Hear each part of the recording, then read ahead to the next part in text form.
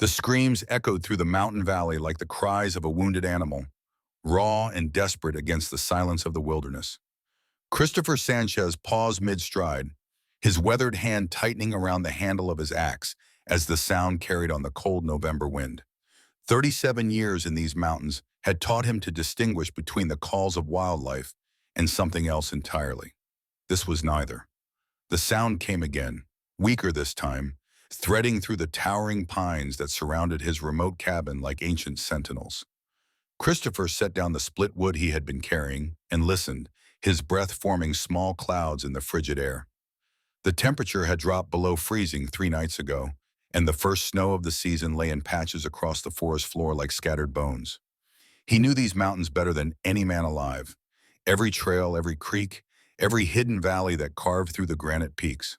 In all his years as a guide, hunter, and hermit, he had never heard anything quite like the sound that now drifted toward him through the trees.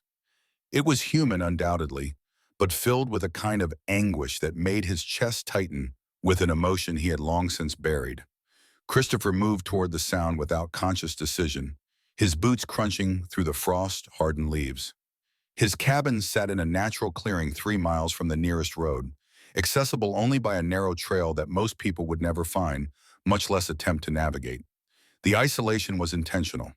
After what had happened in the war, after Sarah, after everything that had driven him to these mountains 15 years ago, solitude had become his sanctuary. But someone was out there, lost and in pain. The screams guided him deeper into the forest, past the creek where he drew his water, beyond the ridge where he set his traps. Each cry seemed weaker than the last, and Christopher found himself moving faster, his long legs carrying him over fallen logs and through dense undergrowth with the sure-footed grace of a man who belonged to the wilderness. He found her in a small clearing beside a frozen stream, collapsed against the base of a massive oak tree. At first glance, Christopher thought she might be dead. Her face was pale as winter moonlight, her dark hair matted with sweat and debris. Then she moved, her body convulsing with another wave of pain, and the sound that escaped her lips confirmed what his eyes were already telling him. She was giving birth, alone, in the middle of nowhere with winter closing in around them like a trap. Christopher had seen enough suffering in his 37 years to recognize when someone was close to death.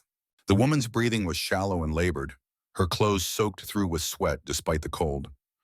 Blood stained the ground beneath her, dark against the pale earth. She could not have been more than 25 years old, though pain had carved lines around her eyes that made her seem older. Before we see how this ends, tell us where you are watching from and hype this video in the comments. He approached slowly, the way he might approach a wounded deer, careful not to startle her. When she noticed him, her eyes went wide with terror, and she tried to push herself further back against the tree trunk. "Do not be afraid," Christopher said, his voice rougher than he intended from years of disuse.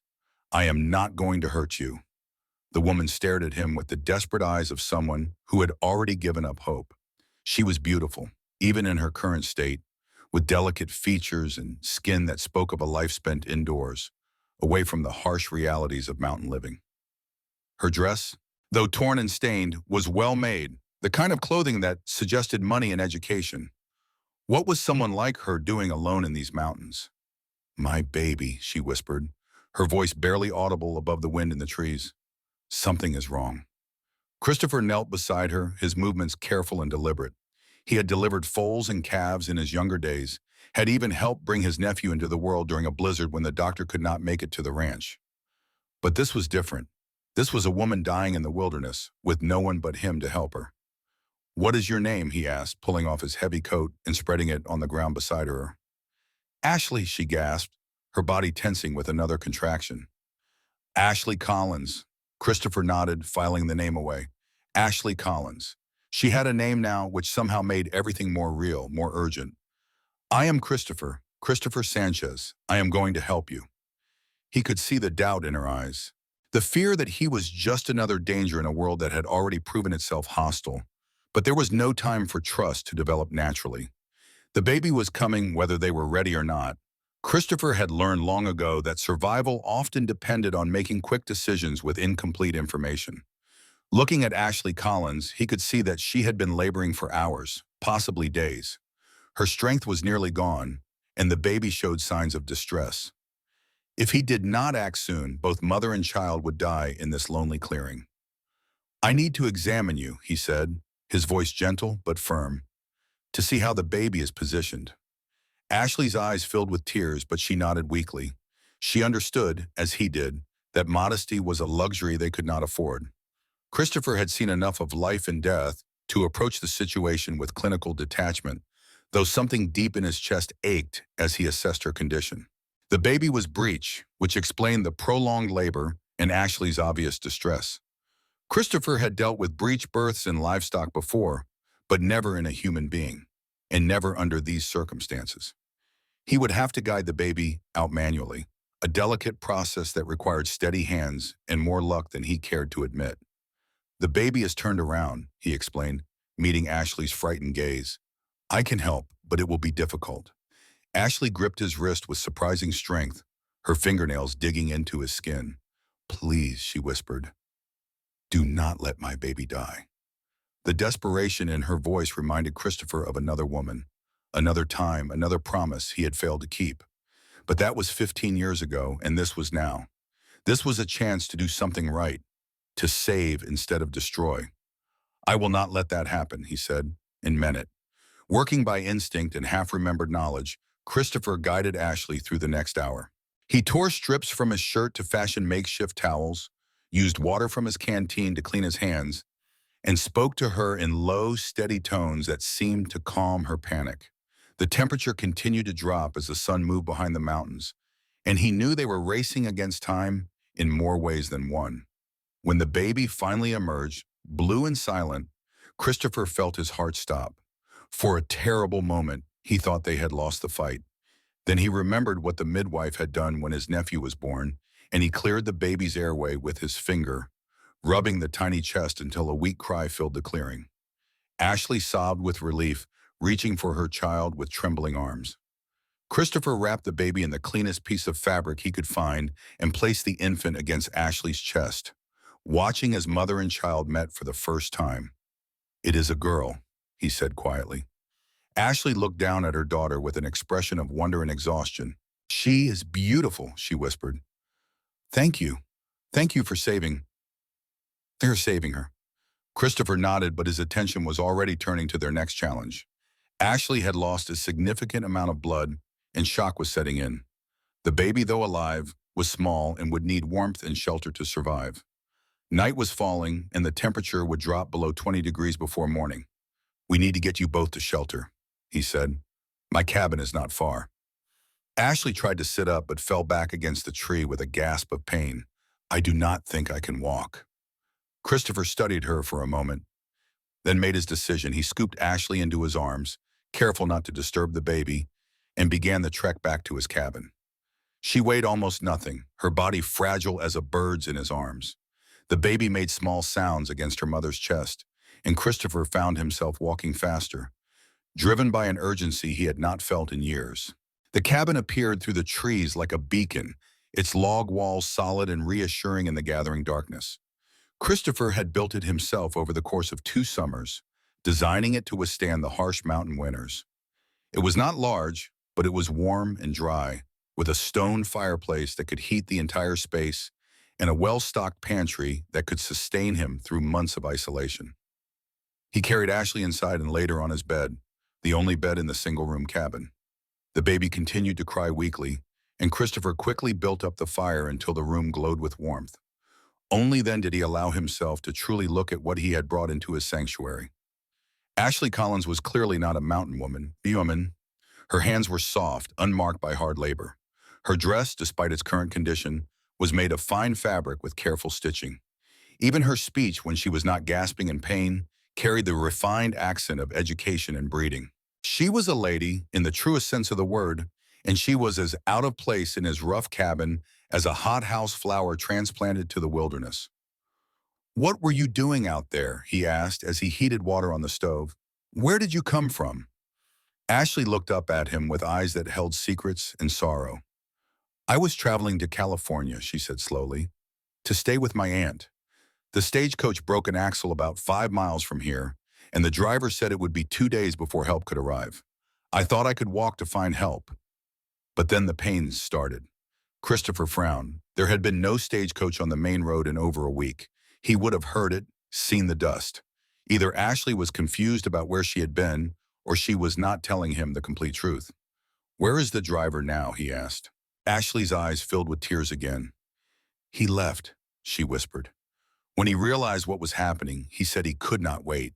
"He took the other passengers and the mail and left me there." The callousness of it made Christopher's jaw tighten. He had seen enough cruelty in the war to know that people were capable of abandoning each other when survival was at stake. But leaving a woman in labor alone in the wilderness was beyond his understanding. "You are safe now," he said simply. "Both of you." As the night deepened, Christopher found himself in the strange position of caring for two people after years of solitude. The baby, whom Ashley had named Catherine after her grandmother, was tiny but seemed healthy despite her difficult entry into the world. Ashley herself was weak from blood loss and exhaustion, drifting in and out of sleep while her daughter nursed. Christopher had fashioned a makeshift cradle from a wooden crate, lining it with soft flannel from his winter shirts. He found himself checking on both mother and child every few minutes, a protective instinct awakening that he had thought buried with his past. The cabin, which had seemed spacious enough for one man, now felt intimate and crowded. Ashley's presence changed everything about the space. Her dress hung drying by the fire, replaced by one of his clean shirts that reached nearly to her knees. The scent of her hair, even unwashed, carried hints of lavender and rosewater that spoke of a gentler world than the one he inhabited. When Ashley woke near midnight, she found Christopher sitting by the fire, whittling a piece of pine into what looked like a small toy. The baby slept peacefully in her cradle, wrapped in blankets that smelled of cedar and wood smoke. "You do not have to stay awake," Ashley said softly. "We are safe now." Christopher looked up from his carving. "I am not much of a sleeper anyway. Too many years of keeping watch." There was something in his voice that made Ashley study his face more carefully. In the firelight, she could see the lines around his eyes, the gray threading through his dark hair, the way he held himself with the careful alertness of a man who had seen too much. His hands, she noticed, bore scars that spoke of violence as well as honest labor. "Were you a soldier?" she asked. Christopher's hands stilled on the piece of wood. "A long time ago." Ashley waited for him to say more, but he had turned his attention back to his carving. She recognized the look of a man who had closed a door on painful memories and had no intention of opening it again. "I should tell you," she said quietly, "that I cannot pay you for your help. I have no money, no family who can reward you for your kindness." Christopher looked at her with surprise. "I did not help you for money." "Then why?" The question hung in the air between them, and Christopher found that he did not have a ready answer. Why had he helped her? Why had he brought her into his home, disrupted his carefully ordered solitude, taken on the responsibility of caring for a woman and child who were nothing to him? "Because it was the right thing to do," he said finally. Ashley smiled for the first time since he had found her, an expression that transformed her face from merely pretty to genuinely beautiful. "You are a good man, Christopher Sanchez." The words hit him like a physical blow. He had not been called a good man in 15 years, had not thought of himself in those terms since the war ended, and he had fled to these mountains to escape the weight of his actions. But looking at Ashley and her baby, safe and warm in his cabin, he felt something shift inside his chest, a loosening of the tight knot of guilt and self-recrimination that had been his constant companion. "Get some rest," he said gruffly, turning back to his carving. "Tomorrow we need to figure out what comes next." But Ashley was already asleep, exhausted by the day's ordeal. Christopher continued his work by firelight, shaping the piece of pine into a small horse for the baby who would not be able to appreciate it for months to come. The act of creation, of making something beautiful and innocent, felt foreign after so many years of simply surviving. Outside, the wind picked up, rattling the windows and sending snow against the glass in soft whispers. Winter was coming early this year, and the first real storm would close the mountain passes for months. If Ashley had plans to continue her journey to California, she would have to wait until spring. The thought should have filled Christopher with dread. His solitude was precious to him, necessary for his peace of mind. But as he watched Ashley sleep with her baby beside her, he found that the prospect of company, through the long winter months did not seem as terrible as it once would have. Perhaps it was time to let someone else into his carefully guarded world. When morning came, it brought with it a problem that Christopher had been dreading. Ashley woke with a fever, her face flushed, and her breathing labored. The birth had taken more out of her than he had initially realized. An infection was setting in. Christopher had basic medical supplies, accumulated over years of treating his own injuries and illnesses, but nothing sophisticated enough to handle serious complications. The nearest doctor was in the town of Cedar Falls, a 2-day ride down treacherous mountain trails that would be impossible for Ashley to manage in her current condition. "How do you feel?" he asked, pressing his hand to her forehead to confirm what his eyes already told him. "Weak," Ashley admitted, "and cold. Though I know the cabin is warm." Christopher nodded grimly. "You have a fever. Your body is fighting an infection." Ashley's eyes went immediately to her baby, sleeping peacefully in the makeshift cradle. "Will Catherine be all right?" "The baby seems healthy," Christopher assured her. "But you need medicine, rest, and proper care. I can treat the fever with willow bark tea and keep you comfortable, but if it gets worse." He did not finish the sentence, but Ashley understood. She had come too close to death already to misunderstand the gravity of her situation. "I will not leave you to die," Christopher said quietly. "Either of you." The promise hung between them, heavy with implications that neither was quite ready to acknowledge. Christopher had lived alone for 15 years, answering to no one, responsible for no one but himself. Now he was committed to keeping two people alive through what promised to be a harsh winter, in circumstances that would test every skill he had learned in his years of mountain living. Over the next 3 days, Christopher fought for Ashley's life with the same determination he had once brought to battles that seemed equally hopeless. He brewed willow bark tea to break her fever, made broths from dried meat and vegetables to rebuild her strength, and kept the cabin warm enough that both mother and baby could rest comfortably. Ashley drifted in and out of consciousness, sometimes lucid enough to nurse Catherine, other times lost in feverish dreams that made her call out names Christopher did not recognize. During her clearer moments, she told him fragments of her story. She had been married to a man named David Evans, a banker in St. Louis who had seemed kind and prosperous when they wed. But David had proven to have debts and habits that Ashley had known nothing about, and when his creditors came calling, he had disappeared in the night, leaving her to face the consequences alone. "I was pregnant and penniless," Ashley explained during one of her lucid periods. "My family had disowned me for marrying beneath my station, and David's family wanted nothing to do with his debts. My aunt in California was my only hope." Christopher listened without judgment, recognizing the desperation that had driven her to attempt such a dangerous journey in her condition. He had seen enough of the world to know that women like Ashley had few options when their circumstances turned dire. The infection finally broke on the 4th day, leaving Ashley weak but clear-headed for the first time since he had found her. She was able to sit up, to eat solid food, and to care for Catherine without assistance. The baby, meanwhile, had thrived under the warmth and safety of the cabin, growing visibly stronger each day. "I owe you my life," Ashley said as Christopher checked her temperature with the back of his hand. "Both our lives." "You owe me nothing," Christopher replied, but there was something in his voice that made Ashley look at him more carefully. She was beginning to understand that Christopher Sanchez was a man who had removed himself from the world for reasons that went deeper than a simple desire for solitude. The way he moved, always alert, always ready for danger. The scars on his hands and arms that spoke of violence. The careful way he rationed his words, as if he had learned not to trust easily. "What happened to you?" she asked quietly. "What made you come to live alone in these mountains?" Christopher was quiet for so long that Ashley thought he would not answer. When he finally spoke, his voice was distant, as if he were recounting someone else's story. "I was a different man during the war," he said. "I did things that seemed necessary at the time, but afterward." He shook his head. "I could not live with what I had become. So I came here to forget, or at least to stop causing harm." Ashley studied his face in the firelight, seeing past the weathered exterior to the pain that lived beneath. She had known men who carried the weight of war, had seen how it could break them or twist them into something unrecognizable. But Christopher had chosen a different path, isolating himself rather than inflicting his damage on others. "You saved us," she said simply. Whatever you did before, you saved two innocent lives. That has to count for something. Christopher looked at her with an expression she could not quite read. Perhaps it does. The conversation was interrupted by a sound that made both of them freeze. Horses, approaching the cabin at a steady pace.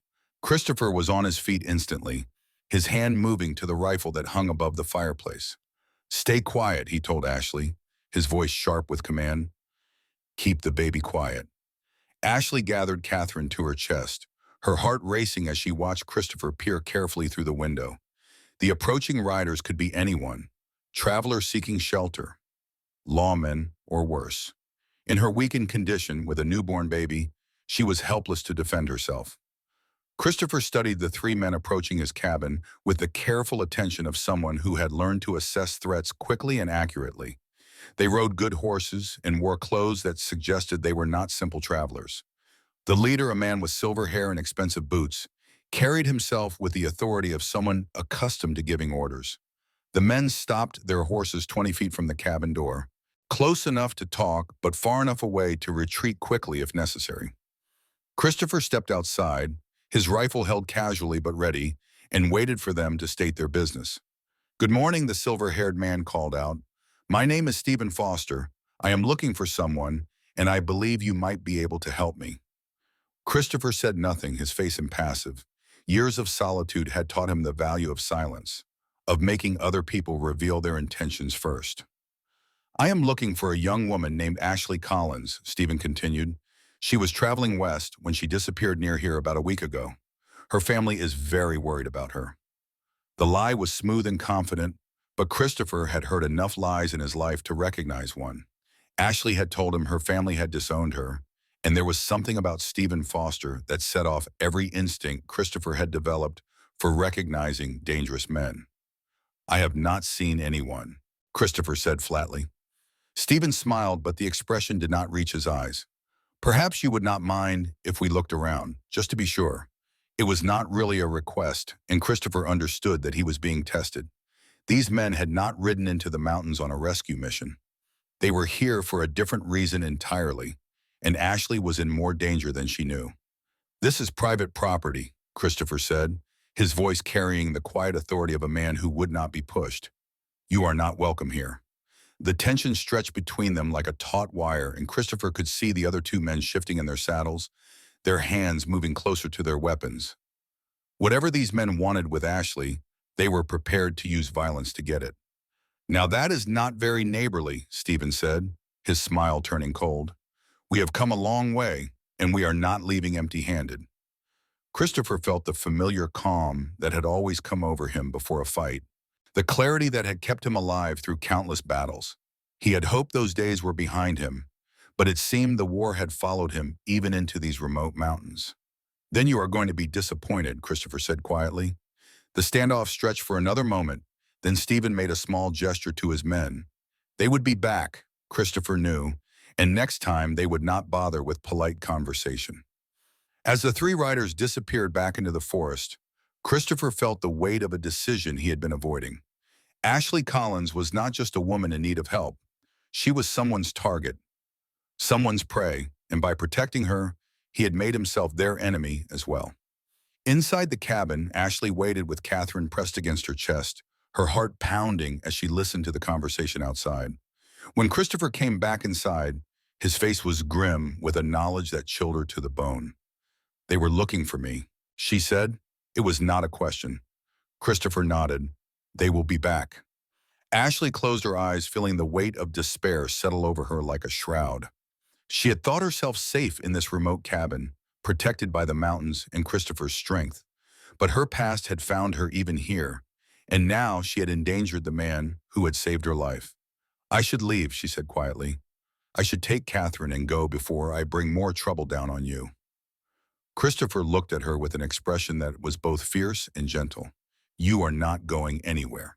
Neither of you. The promise in his voice was absolute, and Ashley felt something shift inside her chest, a loosening of the fear that had been her constant companion for months. She had been alone for so long, fighting to survive in a world that seemed determined to destroy her. But now she had found someone willing to stand between her and the darkness, someone who would not abandon her when the danger became real. "What do we do?" she asked. Christopher checked his rifle, his movements efficient and purposeful. "We prepare for a fight." Outside, the first snow of winter began to fall, covering the mountain in a blanket of white that would soon make travel impossible.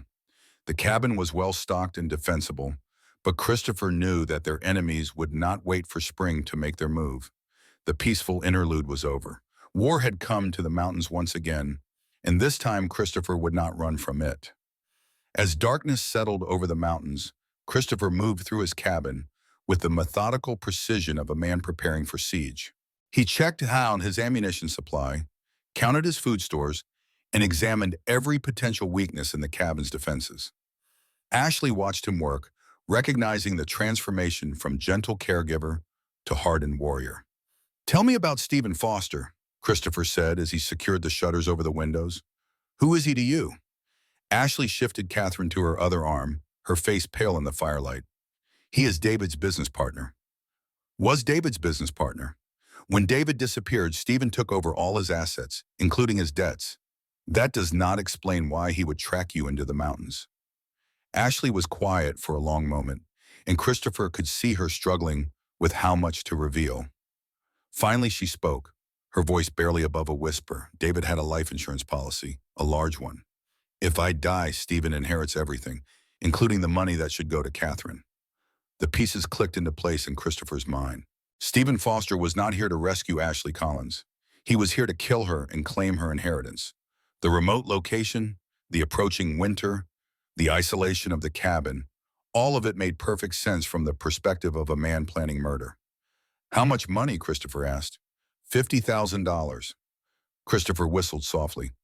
It was enough money to kill for, certainly enough to justify tracking a woman into the wilderness. Stephen Foster had not given up when Ashley disappeared from the stagecoach. He had followed her trail, probably hired local trackers, and now he knew exactly where she was. "He cannot claim the insurance without a body," Christopher said, thinking out loud. Ashley nodded miserably. "That is why he needs to find me. He has to make it look like an accident, something that could happen to a woman traveling alone in dangerous country." Christopher felt a familiar anger building in his chest, the same cold fury that had driven him through the war. Men like Stephen Foster saw other people as obstacles to be removed or resources to be exploited. They left destruction in their wake and justified it with talk of business and necessity. "How many men does he have?" Christopher asked. Ashley shook her head. "I do not know. David always said Stephen had connections, people who would do anything for money." Christopher nodded grimly. He had seen enough of such men to know they would not give up easily. They would come back, probably tonight, and they would come prepared for violence. "Can you shoot?" he asked Ashley. She looked surprised by the question. "I have never held a gun in my life." Christopher moved to a wooden chest in the corner of the cabin and withdrew a small pistol, checking to make sure it was loaded. "It is simple. Point and pull the trigger, but only if you have no other choice." Ashley took the weapon with trembling hands, its weight foreign and frightening. "I do not know if I could kill someone." Christopher met her eyes, his expression serious. "If they get past me, you will not have a choice. They are not here to take you prisoner." The reality of their situation settled over Ashley like a cold weight. She was trapped in a remote cabin with a newborn baby, facing men who wanted her dead, with only a wounded soldier turned hermit to protect her. The odds seemed impossible, but looking at Christopher's calm determination, she found herself believing they might survive the night.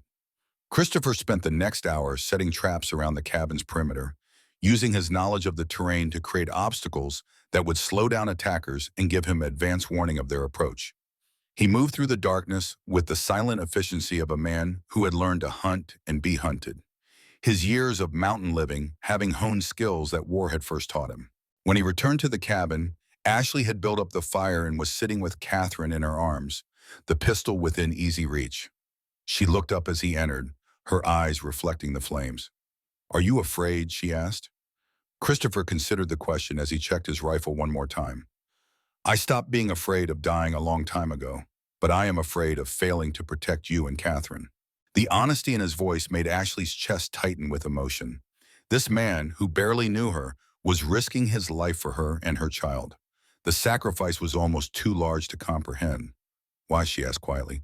Why are you doing this for us? Christopher looked at her across the firelight, and for a moment his carefully maintained walls seemed to crack.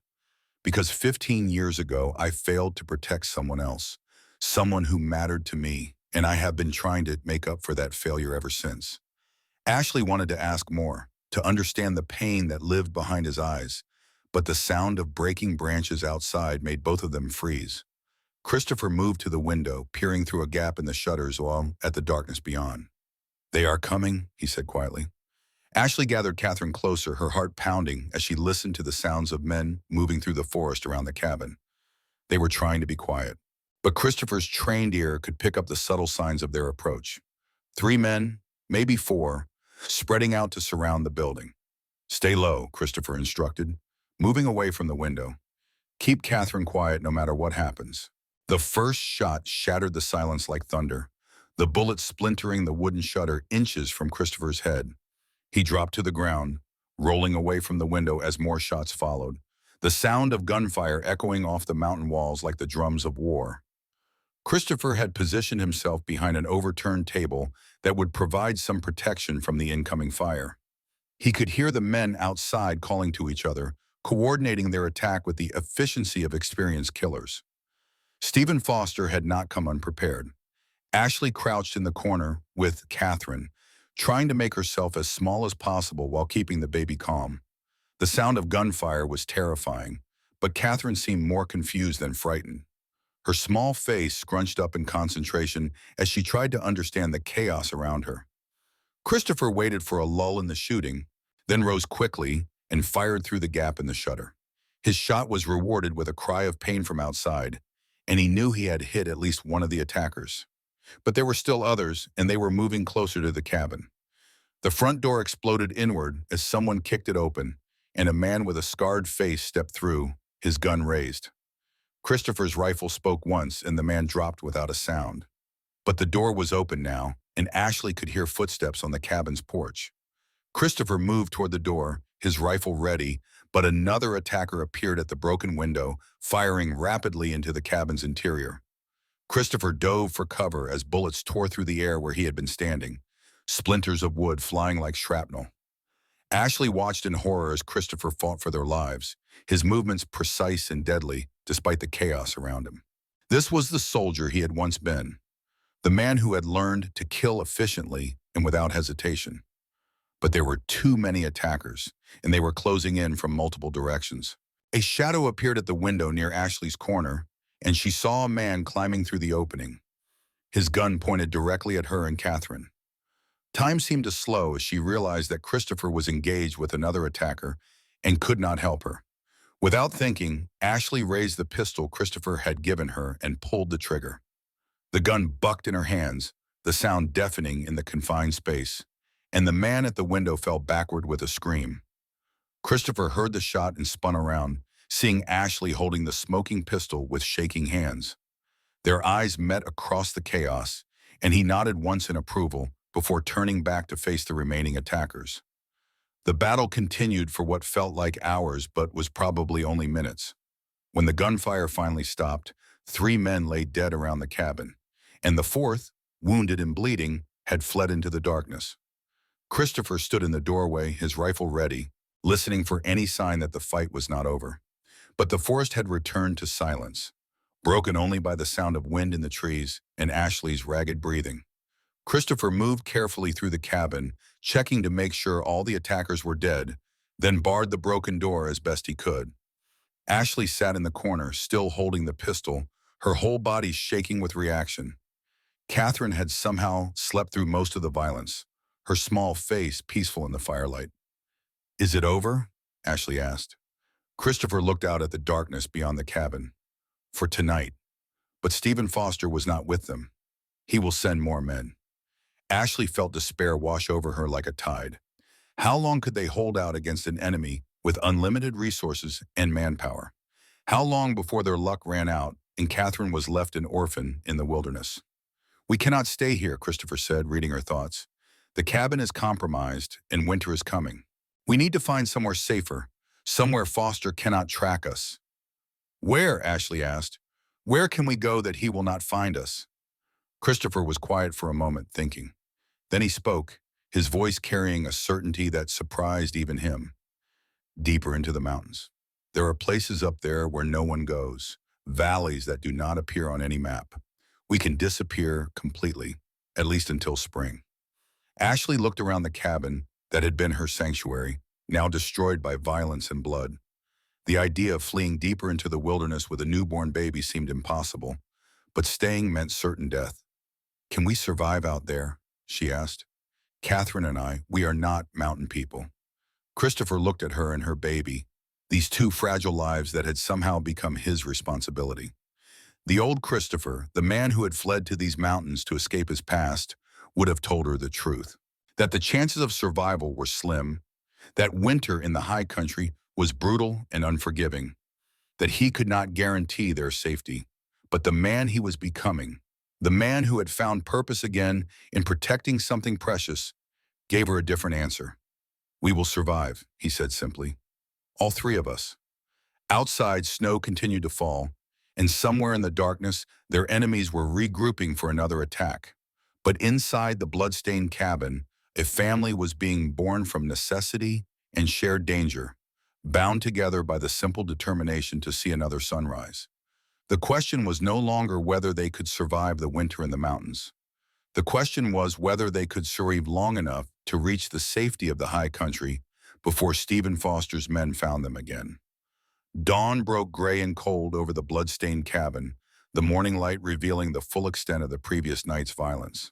Christopher moved carefully among the bodies of their attackers, searching for anything that might tell him more about Stephen Foster's resources and intentions.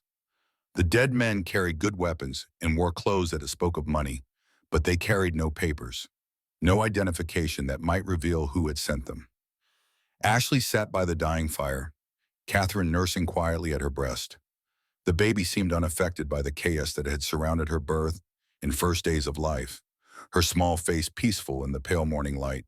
But Ashley could not shake the image of the man she had killed, the way he had fallen backward through the window with her bullet in his chest. We need to move soon, Christopher said, returning to the cabin with his arms full of supplies taken from the dead men. The wounded one who escaped will report back to Foster. They will send more men, and next time they will come prepared for a siege. Ashley looked around the cabin that had been her sanctuary, now destroyed by violence and marked by death. The walls were riddled with bullet holes, the furniture overturned and splintered. Blood stained the wooden floor in dark patches that would never fully clean. How far into the mountains, she asked, her voice barely above a whisper. Christopher studied her carefully, noting the pallor of her skin and the way she held herself with careful control. She had given birth less than a week ago and was still recovering from the infection that had nearly killed her. The journey he was proposing would test the limits of her endurance. There is a valley about 15 miles north of here, he said finally, hidden behind a ridge that most people would never think to cross. No trails lead to it. No maps show it exists. We could winter there safely, but the journey will be hard. Ashley met his eyes, seeing the concern he was trying to hide. She understood what he was not saying. The trek through rough mountain terrain in late November, with snow already falling and winter closing in, would be dangerous for anyone. For a woman still weak from childbirth, carrying a newborn baby, it could be fatal. What choice do we have? She said quietly. Christopher nodded, recognizing the steel beneath her fragile appearance. Ashley Collins had already proven herself stronger than she looked, surviving abandonment, childbirth in the wilderness, and a gunfight that would have broken many people. If anyone could make the journey to the hidden valley, it was her. They spent the morning gathering supplies and preparing for the trek ahead. Christopher packed his most essential belongings, abandoning the rest to the mountains. Food, ammunition, medical supplies, warm clothing, everything they would need to survive the winter in isolation. Ashley helped as much as her strength allowed, her movements careful but determined. The hardest part was fashioning a way to carry Catherine safely during the journey. Christopher used strips of leather and soft fabric to create a sling that would hold the baby securely against Ashley's chest, protecting her from the cold while leaving Ashley's hands free for climbing and balance. As they prepared to leave, Christopher took one last look around the cabin that had been his home for 15 years. He had built it with his own hands, carved out a life of solitude and peace within its walls. Now he was abandoning it all for two people he had known for less than a week. "Do you regret it?" Ashley asked, reading the expression on his face. "Helping us, I mean." Christopher shouldered his pack and checked his rifle one final time. "No," he said simply. "This is the first time in 15 years that I have felt like I was doing something that mattered." They left the cabin as the sun reached its zenith, striking out across terrain that would have challenged experienced mountain climbers. Christopher led the way, his knowledge of every trail and game path guiding them through the wilderness with sure-footed confidence. Ashley followed close behind, Catherine secure in her improvised carrier, her face set with determination, despite the obvious strain of the journey. The first few hours were the hardest for Ashley. Her body was still healing, and the weight of the baby combined with the rough terrain left her breathless and aching. But she pushed forward without complaint, knowing that stopping meant death for all three of them. Christopher watched her carefully, ready to call a halt if she showed signs of serious distress. But Ashley continued to surprise him with her resilience, finding reserves of strength that even she had not known she possessed. The soft city woman who had collapsed in the forest a week ago was transforming into something harder, more determined. They made good time despite the challenging conditions, covering nearly 5 miles before Christopher called their first rest. They sheltered in a grove of pine trees that provided some protection from the wind, sharing dried meat and water, while Catherine slept peacefully against her mother's chest. "Tell me about the valley," Ashley said, as they prepared to resume their journey. "What is it like?" Christopher's eyes grew distant as he recalled the hidden place that had become their destination. "It is beautiful," he said, "a natural bowl surrounded by peaks that keep the worst weather out. There is a stream that runs year-round, meadows that stay green even in winter. I discovered it by accident years ago when I was tracking a wounded elk." "It sounds like paradise," Ashley said softly. Christopher looked at her with an expression she could not quite read. "It can be, but it is also completely isolated. Once the snows close the passes, we will be cut off from the outside world until spring. No contact with other people, no way to get help if something goes wrong." The implications hung between them, unspoken but understood. They would be alone together for months, three people bound together by necessity and shared danger. Whatever happened between them in that isolation would determine whether they emerged in the spring as allies or enemies. "I trust you," Ashley said quietly, and meant it. The words hit Christopher like a physical blow. Trust was not something he had experienced in 15 years of solitude, not something he had thought himself capable of earning again. But looking at Ashley, seeing the faith in her eyes, he felt something shift inside his chest, a loosening of the tight knot of guilt and self-recrimination that had been his constant companion. They resumed their journey in comfortable silence, each lost in their own thoughts as they climbed higher into the mountains. The terrain grew more challenging as they gained elevation, requiring careful navigation around the steep drop-offs and loose rock that could trigger deadly slides. Christopher found himself constantly amazed by Ashley's determination. She never complained about the difficulty of the trail, never asked him to slow down or stop for longer rests. When she stumbled, she picked herself up and continued without a word. When Catherine became fussy, she soothed the baby while maintaining their pace. As afternoon faded toward evening, they reached a narrow ledge that ran along the face of a sheer cliff. The path was barely wide enough for one person, with a drop of several hundred feet on one side and solid rock on the other. Christopher had traversed it many times over the years, but never with companions who were not experienced climbers.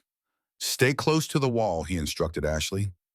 "Do not look down. If you feel dizzy or unsteady, tell me immediately." Ashley looked at the narrow ledge stretching ahead of them and felt her stomach clench with fear. But Catherine was depending on her, and turning back meant facing Stephen Foster's men. She took a deep breath and stepped onto the ledge. The crossing took 20 minutes that felt like hours. Christopher went first, testing each step before allowing Ashley to follow. The wind was stronger here, tugging at their clothes and threatening to upset their balance. Ashley pressed herself against the rock wall, focusing on Christopher's back ahead of her and trying not to think about the empty air beside her. When they finally reached the safety of solid ground on the other side, Ashley's legs were shaking so badly she could barely stand. Christopher caught her arm, steadying her as she fought to regain her composure. "You did well," he said quietly. "Most people would not have been able to make that crossing." Ashley managed a weak smile. "I did not have much choice." As darkness began to fall, Christopher found them shelter in a shallow cave that would protect them from the wind and snow. He built a small fire using dry wood he had carried in his pack, the flames providing warmth and light in the growing darkness. Ashley fed Catherine while Christopher prepared a simple meal from their supplies. The baby was thriving despite the harsh conditions, her small face rosy and healthy in the firelight. Watching her daughter, Ashley felt a fierce protectiveness that surprised her with its intensity. "She will be strong," Christopher observed, seeing the direction of Ashley's thoughts. "Growing up in these mountains will make her tough, self-reliant." Ashley looked up at him, struck by something in his tone. "You speak as if we will be staying permanently." Christopher was quiet for a moment, poking at the fire with a stick. "Maybe we will. Foster will not give up easily, and even if we survive the winter, spring will bring new dangers." The thought of never returning to civilization, of raising Catherine in complete isolation, should have terrified Ashley. But sitting in the cave with the fire crackling between them and the baby sleeping peacefully in her arms, she found the prospect strangely appealing. What kind of life would that be for Catherine, she asked. Growing up with no other children, no schools, no society. Christopher met her eyes across the fire. "She would be free," he said simply. "Free from the kind of people who would murder a woman for money. Free from the corruption and greed that destroyed your marriage. She would learn to be strong, to depend on herself, to find beauty in simple things." Ashley considered his words, thinking of the world she had left behind. The society that had abandoned her when her circumstances changed. The husband who had fled rather than face his responsibilities. The man who now hunted her for profit. Perhaps there were worse fates than growing up in the wilderness with people who genuinely cared about her welfare. The next morning brought fresh snow and a bitter wind that cut through their clothes like knives. Christopher woke before dawn, listening to the sounds of the storm building outside their shelter. The weather was turning worse, which would make their journey more difficult, but it also provide cover from any pursuit. Ashley stirred as he built up the fire, Catherine warm against her chest beneath the layers of blankets and furs. The baby had slept peacefully through the night, seemingly unaffected by the harsh conditions that surrounded them. "How much farther?" Ashley asked, noting the concern in Christopher's expression as he studied the storm outside. "About 8 miles, Christopher replied. "But the next part of the trail is the most dangerous. We will be crossing exposed ridges where the wind and snow can be deadly." Ashley nodded, understanding the gravity of their situation. They were committed now, too far from the cabin to turn back, with no choice but to push forward through whatever conditions the mountains threw at them. They broke camp quickly, eating a cold breakfast and packing their gear with the efficiency born of necessity. The storm was intensifying, and Christopher knew they needed to cover as much ground as possible before the weather became completely impassable. The trail led them up a series of switchbacks that climbed toward a high pass between two peaks. The wind grew stronger with each step, driving snow into their faces and making it difficult to see more than a few yards ahead. Ashley pulled her coat tighter around Catherine, protecting the baby from the worst of the weather. Christopher set a steady pace, not fast enough to exhaust Ashley, but quick enough to keep them warm and make progress toward their destination. He checked on his companions frequently, watching for signs of hypothermia or exhaustion that could prove fatal in these conditions. As they climbed higher, the storm reached its full fury. The wind howled like a living thing, driving snow horizontally across the exposed slopes. Visibility dropped to almost nothing, and Christopher found himself navigating by instinct and memory rather than sight. "Stay close," he shouted over the wind. "Hold on to my pack if you need to." Ashley gripped the back of Christopher's pack with one hand while keeping the other arm wrapped protectively around Catherine. The baby was crying now, distressed by the cold and wind, but her cries were lost in the howling of the storm. They reached the pass just as the full violence of the blizzard struck. Christopher pulled Ashley into the lee of a large boulder, both of them gasping from the effort of fighting through the wind. The baby's cries had stopped, and Ashley felt a spike of terror as she checked to make sure Catherine was still breathing. "She is all right," Christopher assured her, seeing the panic in Ashley's eyes. Just cold and tired. We need to get down from this elevation quickly.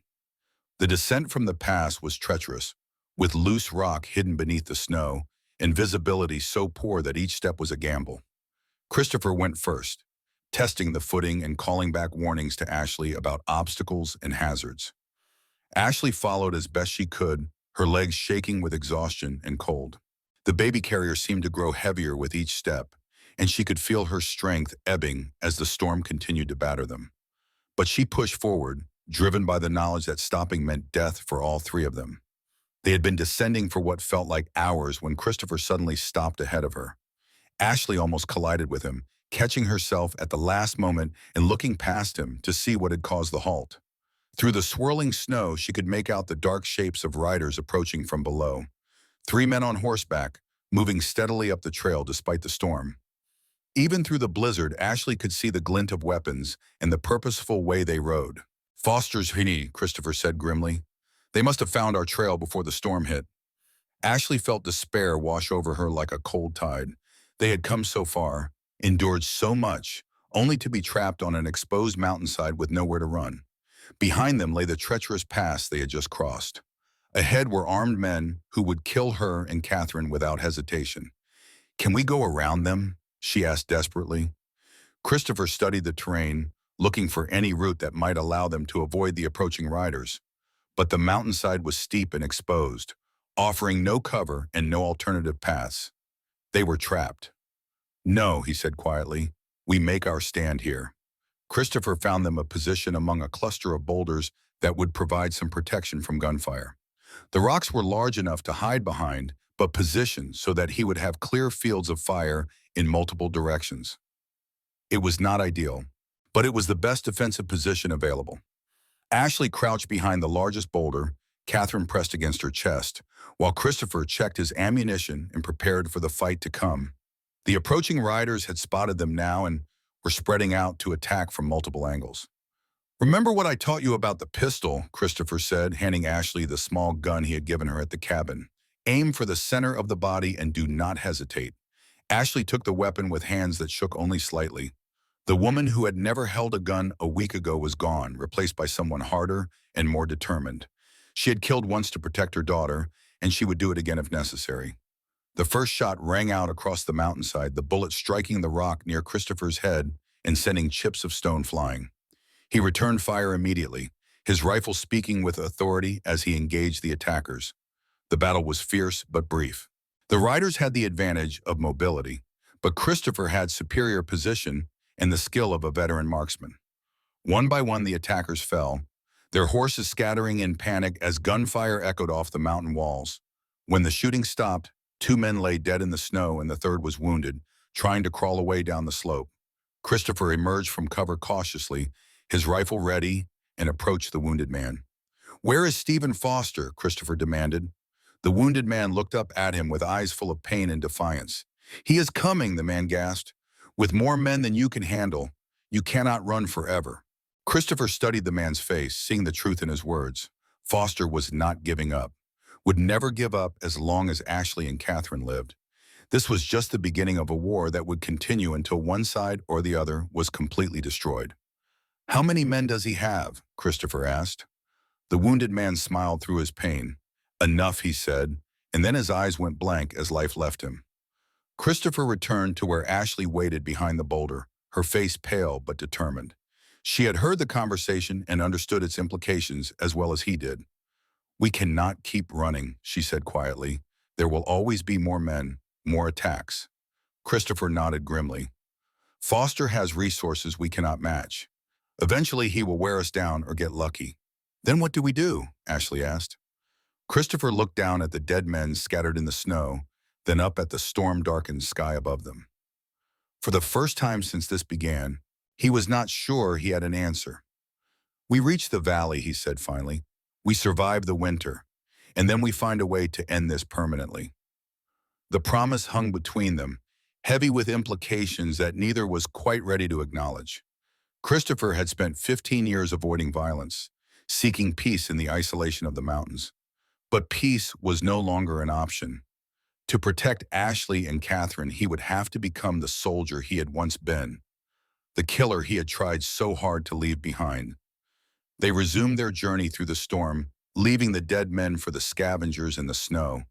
The hidden valley was still miles away, and the weather was getting worse. But they had survived another attack, and they were still free. For now, that would have to be enough. As they descended from the high country, the storm began to ease slightly, though snow continued to fall steadily. Christopher led them along a narrow game trail that wound between towering pines, their branches heavy with fresh snow that muffled sound and created an almost cathedral-like silence. Ashley followed close behind, her strength flagging but her determination undiminished. Catherine had fallen asleep again, lulled by the rhythm of walking and the warmth of her mother's body. The baby seemed to possess an almost supernatural ability to sleep through danger and chaos, a trait that Ashley found both comforting and slightly unnerving. The trail began to level out as they reached a more sheltered area between two ridges. Here the wind was less fierce, and the snow fell straight down rather than being driven horizontally by the gale. Christopher allowed himself to hope that they might reach the valley before dark. But as they rounded a bend in the trail, Christopher stopped so suddenly that Ashley nearly collided with him. Ahead, blocking their path, stood a single figure, a man in expensive clothes and a fine coat, his silver hair visible beneath a fur hat. Stephen Foster had come to finish the job personally. He was not alone. Ashley could see the shadows of other men among the trees, positioned to cut off any escape routes. They had walked into a trap, and this time there was nowhere to run. "Mrs. Evans," Foster called out, using Ashley's married name with mocking formality. "Or should I say, Mrs. Collins, you have led us quite a chase." Ashley stepped out from behind Christopher, her chin raised defiantly despite the fear that coursed through her veins. "My name is Ashley Collins," she said clearly, "and you have no claim on me or my daughter." Foster smiled, but the expression held no warmth. "I am afraid the law disagrees with you, my dear. As David's business partner and the executor of his estate, I have certain responsibilities, including ensuring that his debts are properly settled." Christopher kept his rifle ready, his eyes scanning the trees for signs of the other men he knew were there.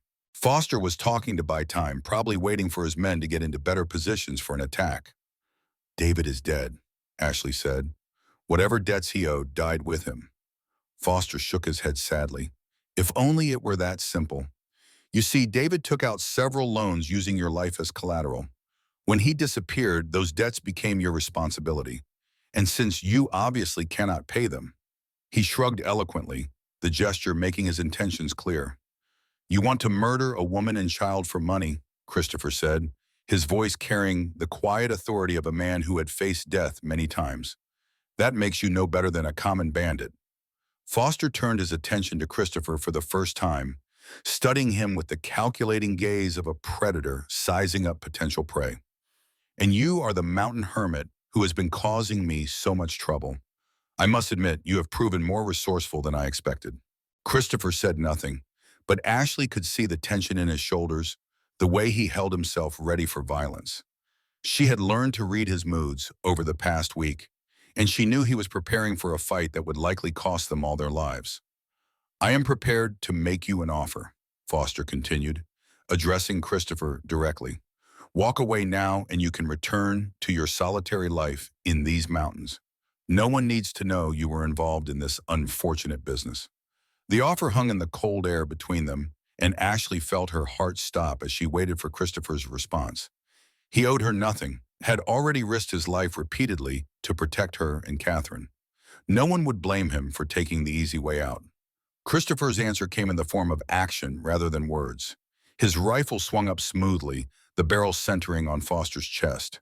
The silver-haired man's eyes went wide with surprise and fear as he realized his miscalculation. "I'm afraid I cannot do that," Christopher said quietly. Foster raised his hand slowly, but his eyes held a confidence that made Ashley's blood run cold. "You are outnumbered," he said. "My men have you surrounded. Surrender now, and I promise the woman's death will be quick." Christopher's finger tightened on the trigger, but before he could fire, the crack of a rifle echoed from the trees above them. Christopher spun and dropped, blood spreading across his shoulder as he hit the ground hard. Ashley screamed, dropping to her knees beside him while trying to protect Catherine from the chaos erupting around them.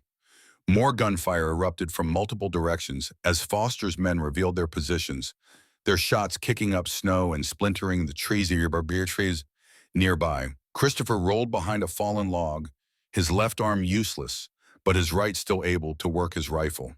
He returned fire as best he could, but Ashley could see the blood spreading across his shirt and knew he was badly hurt. Foster approached their position slowly, his own pistol drawn now that the advantage had shifted decisively in his favor. His men continued to fire from concealment, keeping Christopher pinned down while their leader closed in for the kill.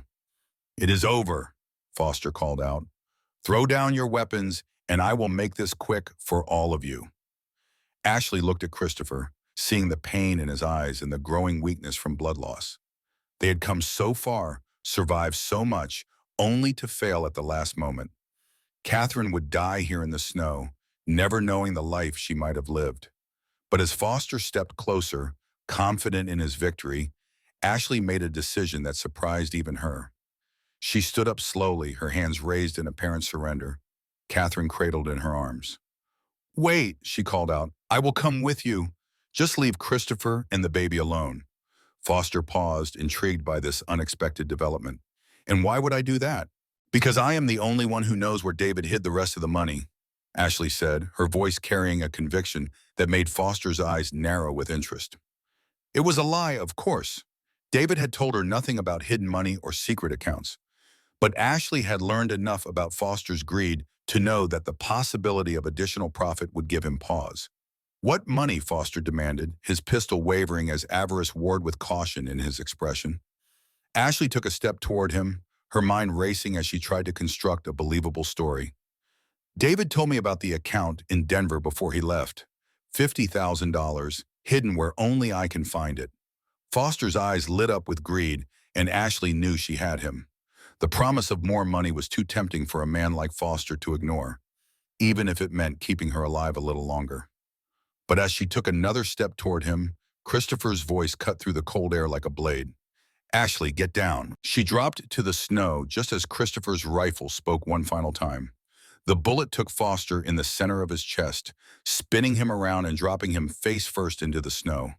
His pistol flew from his nerveless fingers, landing several feet away in the white powder. The sudden silence that followed was deafening. Foster's men, seeing their leader dead, seemed uncertain about whether to continue the fight. Christopher used their hesitation to his advantage, calling out in a voice weakened by blood loss, but still carrying authority. "Your boss is dead," he shouted. "The money he promised you died with him. You can keep fighting and join him in the snow, or you can ride away and find easier prey." The silence stretched for long moments, broken only by the whisper of falling snow and Christopher's labored breathing. Then Ashley heard the sound of horses moving through the trees, growing fainter as Foster's men chose discretion over valor. They were gone, disappearing into the storm as quickly as they had appeared. Ashley rushed to Christopher's side, pressing her hands against the wound in his shoulder to try to stop the bleeding. "How bad is it?" she asked, though she could already see the answer in his pale face and the amount of blood staining the snow around him. "I will live," Christopher said through gritted teeth, "but we need to reach the valley soon. I am losing too much blood to travel much farther." Ashley helped him to his feet, taking most of his weight as they resumed their journey. Catherine began to cry, sensing the tension and fear that surrounded her, but Ashley could not stop to comfort her daughter properly. Every minute they delayed increased the chance that Christopher would collapse from blood loss. The hidden valley was still 3 miles away, and the trail ahead was treacherous even under ideal conditions. With an injured man and a crying baby, the journey seemed almost impossible. But Ashley had learned over the past week that impossible was just another word for difficult, and she had already accomplished several things that should have been beyond her capabilities. She would get them to safety, all three of them, because the alternative was unthinkable. The final approach to the hidden valley tested every reserve of strength and determination Ashley possessed. Christopher's condition deteriorated steadily as they climbed, his face growing paler with each step and his breathing becoming increasingly labored. Blood continued to seep through the makeshift bandage Ashley had fashioned from strips torn from her petticoat, leaving a crimson trail in the snow behind them.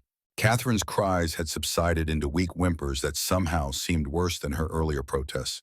The baby was cold and hungry, and Ashley knew she needed to find shelter soon or risk losing her daughter to the brutal mountain weather. But Christopher pushed forward with the stubborn determination of a man who refused to quit, even as his body betrayed him. He had promised to get them to safety, and he would fulfill that promise if it killed him. The entrance to the valley was hidden behind a narrow cleft in the rock face that would have been invisible to anyone who did not know exactly where to look. Christopher led them through the opening, which was barely wide enough for a single person, into a passage that wound through solid stone for nearly 100 yards. When they finally emerged on the other side, Ashley gasped at the beauty that lay before them.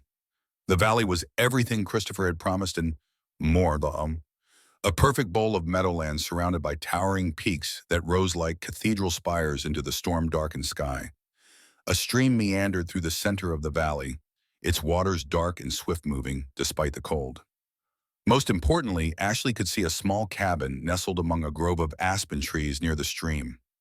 Smoke rose from its chimney, indicating that it was occupied and warm. "There is someone here," Ashley said, alarm creeping into her voice. Christopher managed a weak smile. "Me," he said. "I built that cabin years ago as a hunting shelter, stocked it with supplies in case I ever needed a refuge." The cabin was rustic but well built, constructed of logs chinked with mud and moss to keep out the wind and snow. Christopher had designed it as a temporary shelter, but it contained everything they would need to survive the winter: food, ammunition, medical supplies, warm clothing, and fuel for the fire. Ashley helped Christopher inside, settling him on the single bed while she quickly built up the fire. The cabin was blessedly warm after the brutal cold of the trail, and Catherine stopped crying almost immediately as the heat began to penetrate her small body. "Let me see the wound," Ashley said, helping Christopher remove his blood-soaked shirt. The bullet had passed through the fleshy part of his shoulder without hitting bone or major blood vessels, but the wound was deep and showed signs of infection setting in.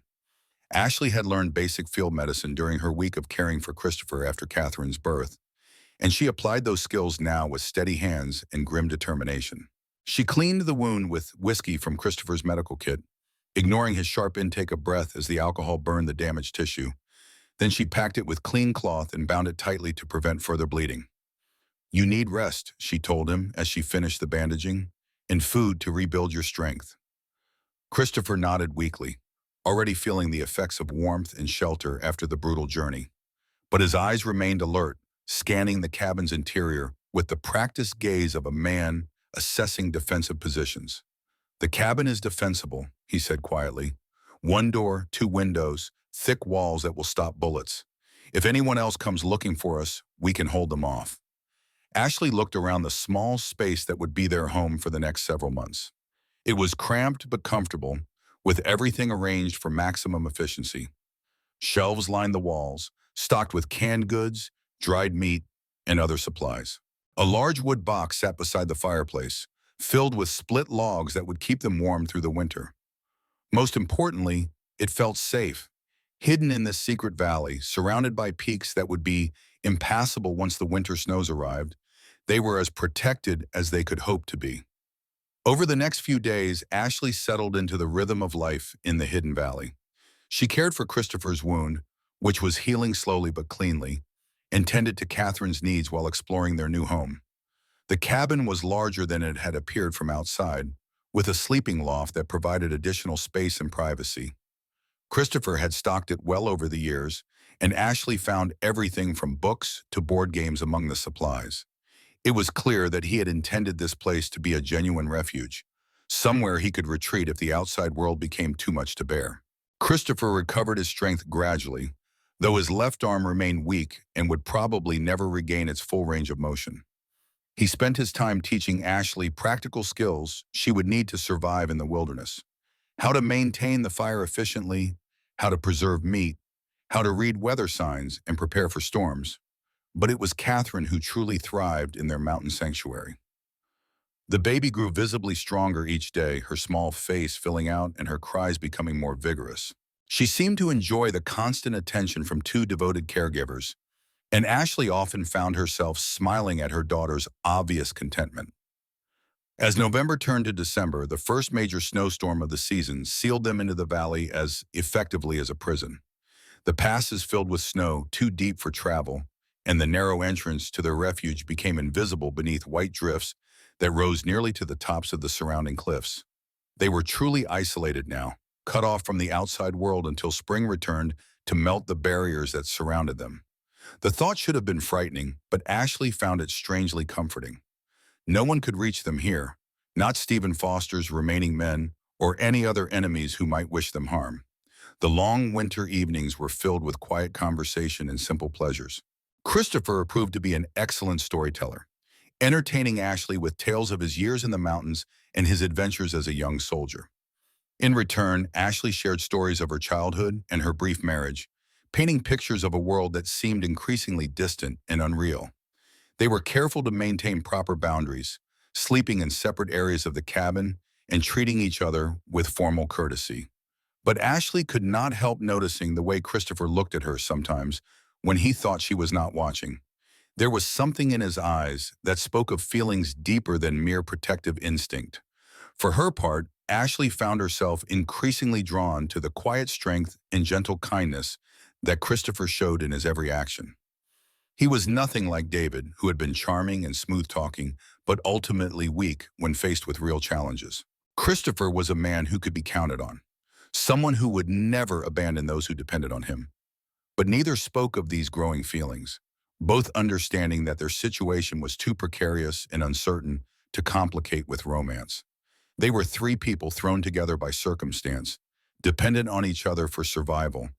Whatever else might develop between them would have to wait until they were truly safe. Christmas came and went without ceremony, marked only by a slightly larger meal and Christopher's gift of a wooden rattle he had carved for Catherine. The baby was too young to appreciate the toy, but Ashley treasured it as a symbol of the life they were building together in their mountain refuge. As winter deepened, their daily routines became as comfortable and familiar as those of a family that had lived together for years. Christopher would rise before dawn to tend the fire and check their surroundings for signs of danger.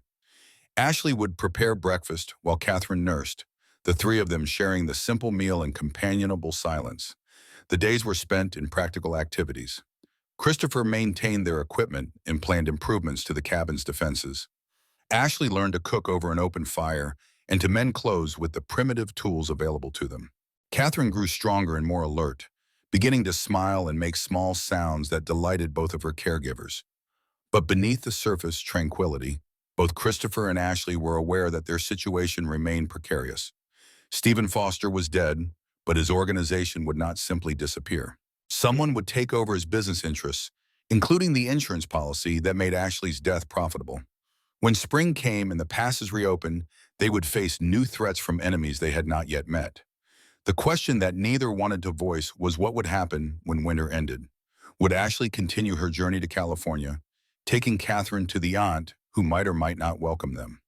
Would Christopher return to a solitary life in the mountains, abandoning the family that had given his existence new meaning?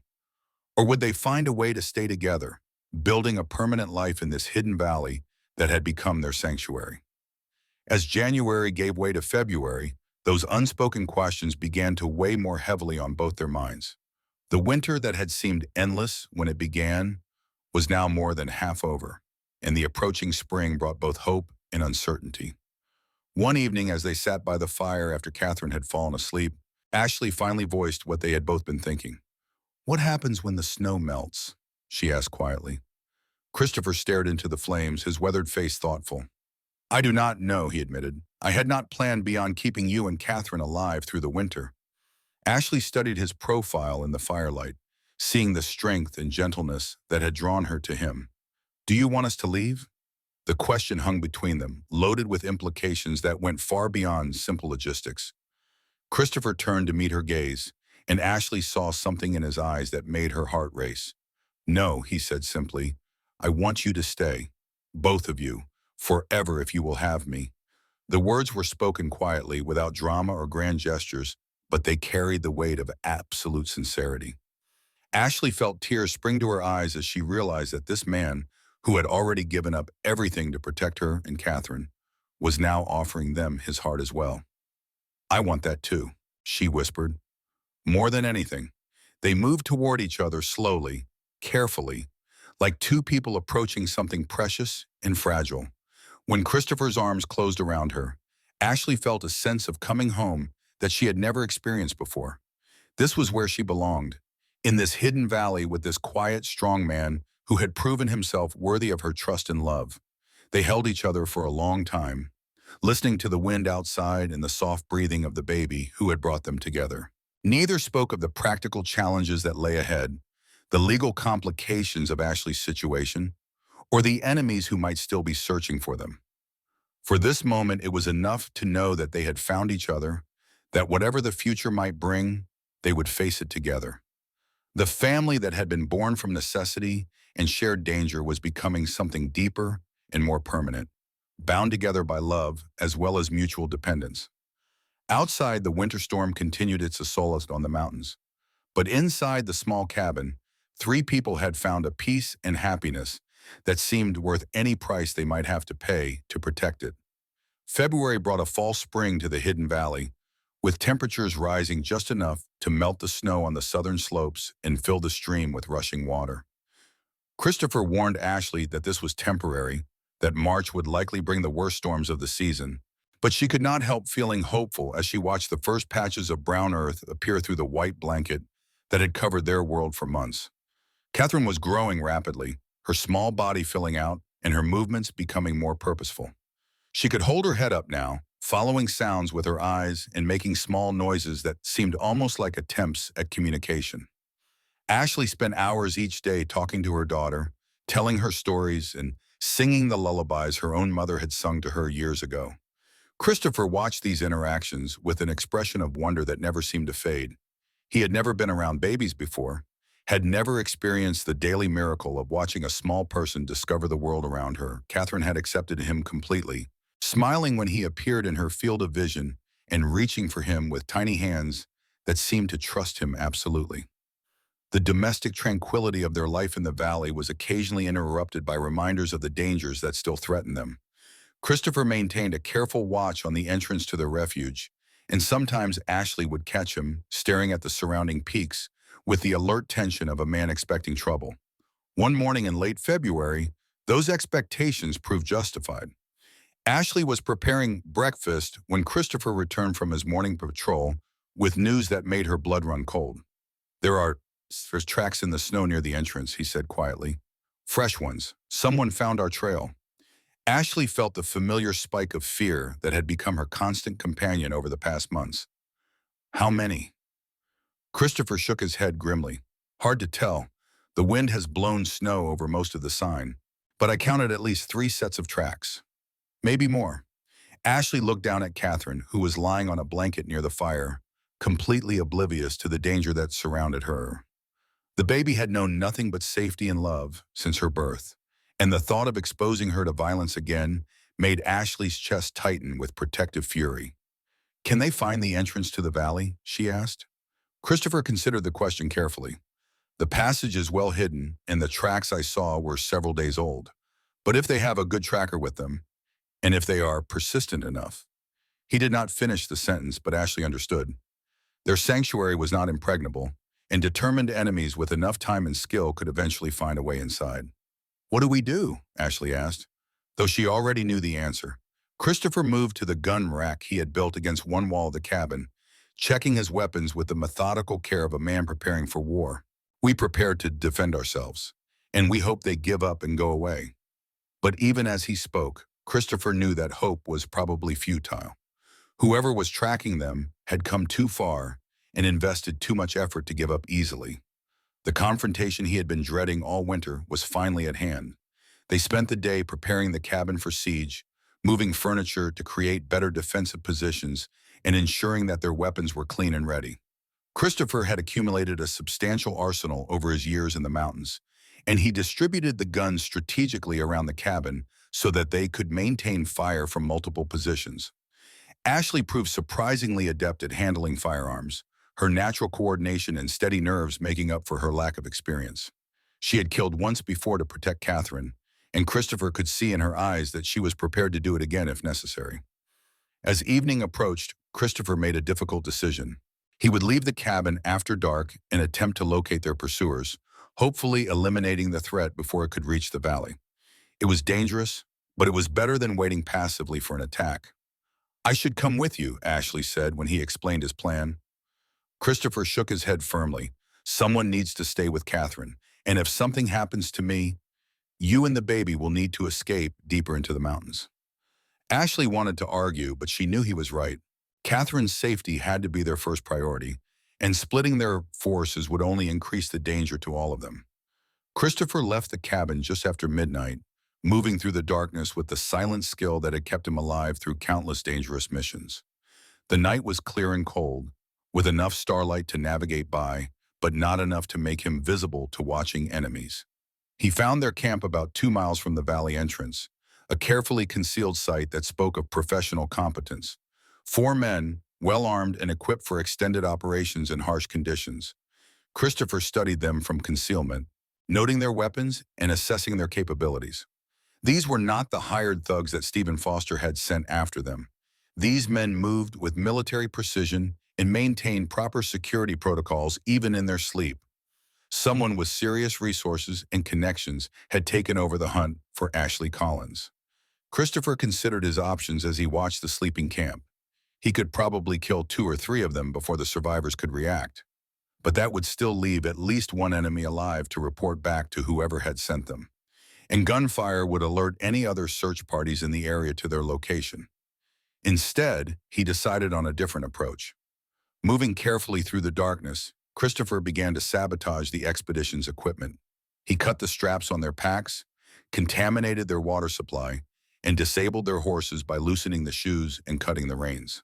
It was not as immediately effective as direct violence, but it would force the men to abandon their search and return to civilization for resupply. With luck, it would buy Ashley and Catherine several more weeks of safety. But as Christopher prepared to withdraw, one of the sleeping men stirred and opened his eyes. For a moment, the 2 men stared at each other across the dying embers of the campfire. Then the sentry reached for his weapon, and Christopher had no choice but to act. The fight was brief and vicious, conducted in near silence to avoid waking the other sleepers. Christopher's knife found its mark before the man could cry out, but the struggle had made enough noise to disturb his companions. Christopher melted back into the darkness as the remaining 3 men came awake, their military training evident in the speed and efficiency of their response. They found their dead companion and immediately began searching the surrounding area, but Christopher was already gone. Moving through terrain he knew better than any outsider ever could. He returned to the cabin just before dawn, his face grim with the knowledge that their situation had become even more precarious. The men he had left alive would certainly report the attack, and reinforcements would be sent to replace the expedition he had disrupted. "What happened?" Ashley asked, reading the tension in his expression. Christopher described the encounter while he cleaned and reloaded his weapons. The men tracking them were professionals, probably military or former military, with resources and backing that suggested government involvement. "Government," Ashley repeated, her voice hollow with disbelief. "Why would the government be interested in me?" Christopher had been wondering the same thing, and the only answer he could think of made his blood run cold. David Evans had been more than just a failed banker with gambling debts. He had been involved in something larger, something that made his widow a person of interest to people with official authority. "What did your husband really do?" Christopher asked quietly. "What was his business with Stephen Foster?" Ashley shook her head helplessly. "I thought I knew. David said he was a banker, that he and Stephen were partners in various investment schemes. But after he disappeared, I learned that most of what he told me was lies." Christopher studied her face, seeing the genuine confusion and fear in her eyes. Ashley truly did not know what her husband had been involved in, but that ignorance would not protect her from the consequences of his actions. "We need to leave," Christopher said finally. "The valley is compromised, and more men will be coming. We have to find somewhere else to hide." Ashley looked around the cabin that had been their home for months, at the life they had built together in this hidden sanctuary. The thought of abandoning it all and returning to the uncertainty and danger of life on the run was almost unbearable. "Where can we go?" she asked. "If the government is hunting us, where can we possibly hide?"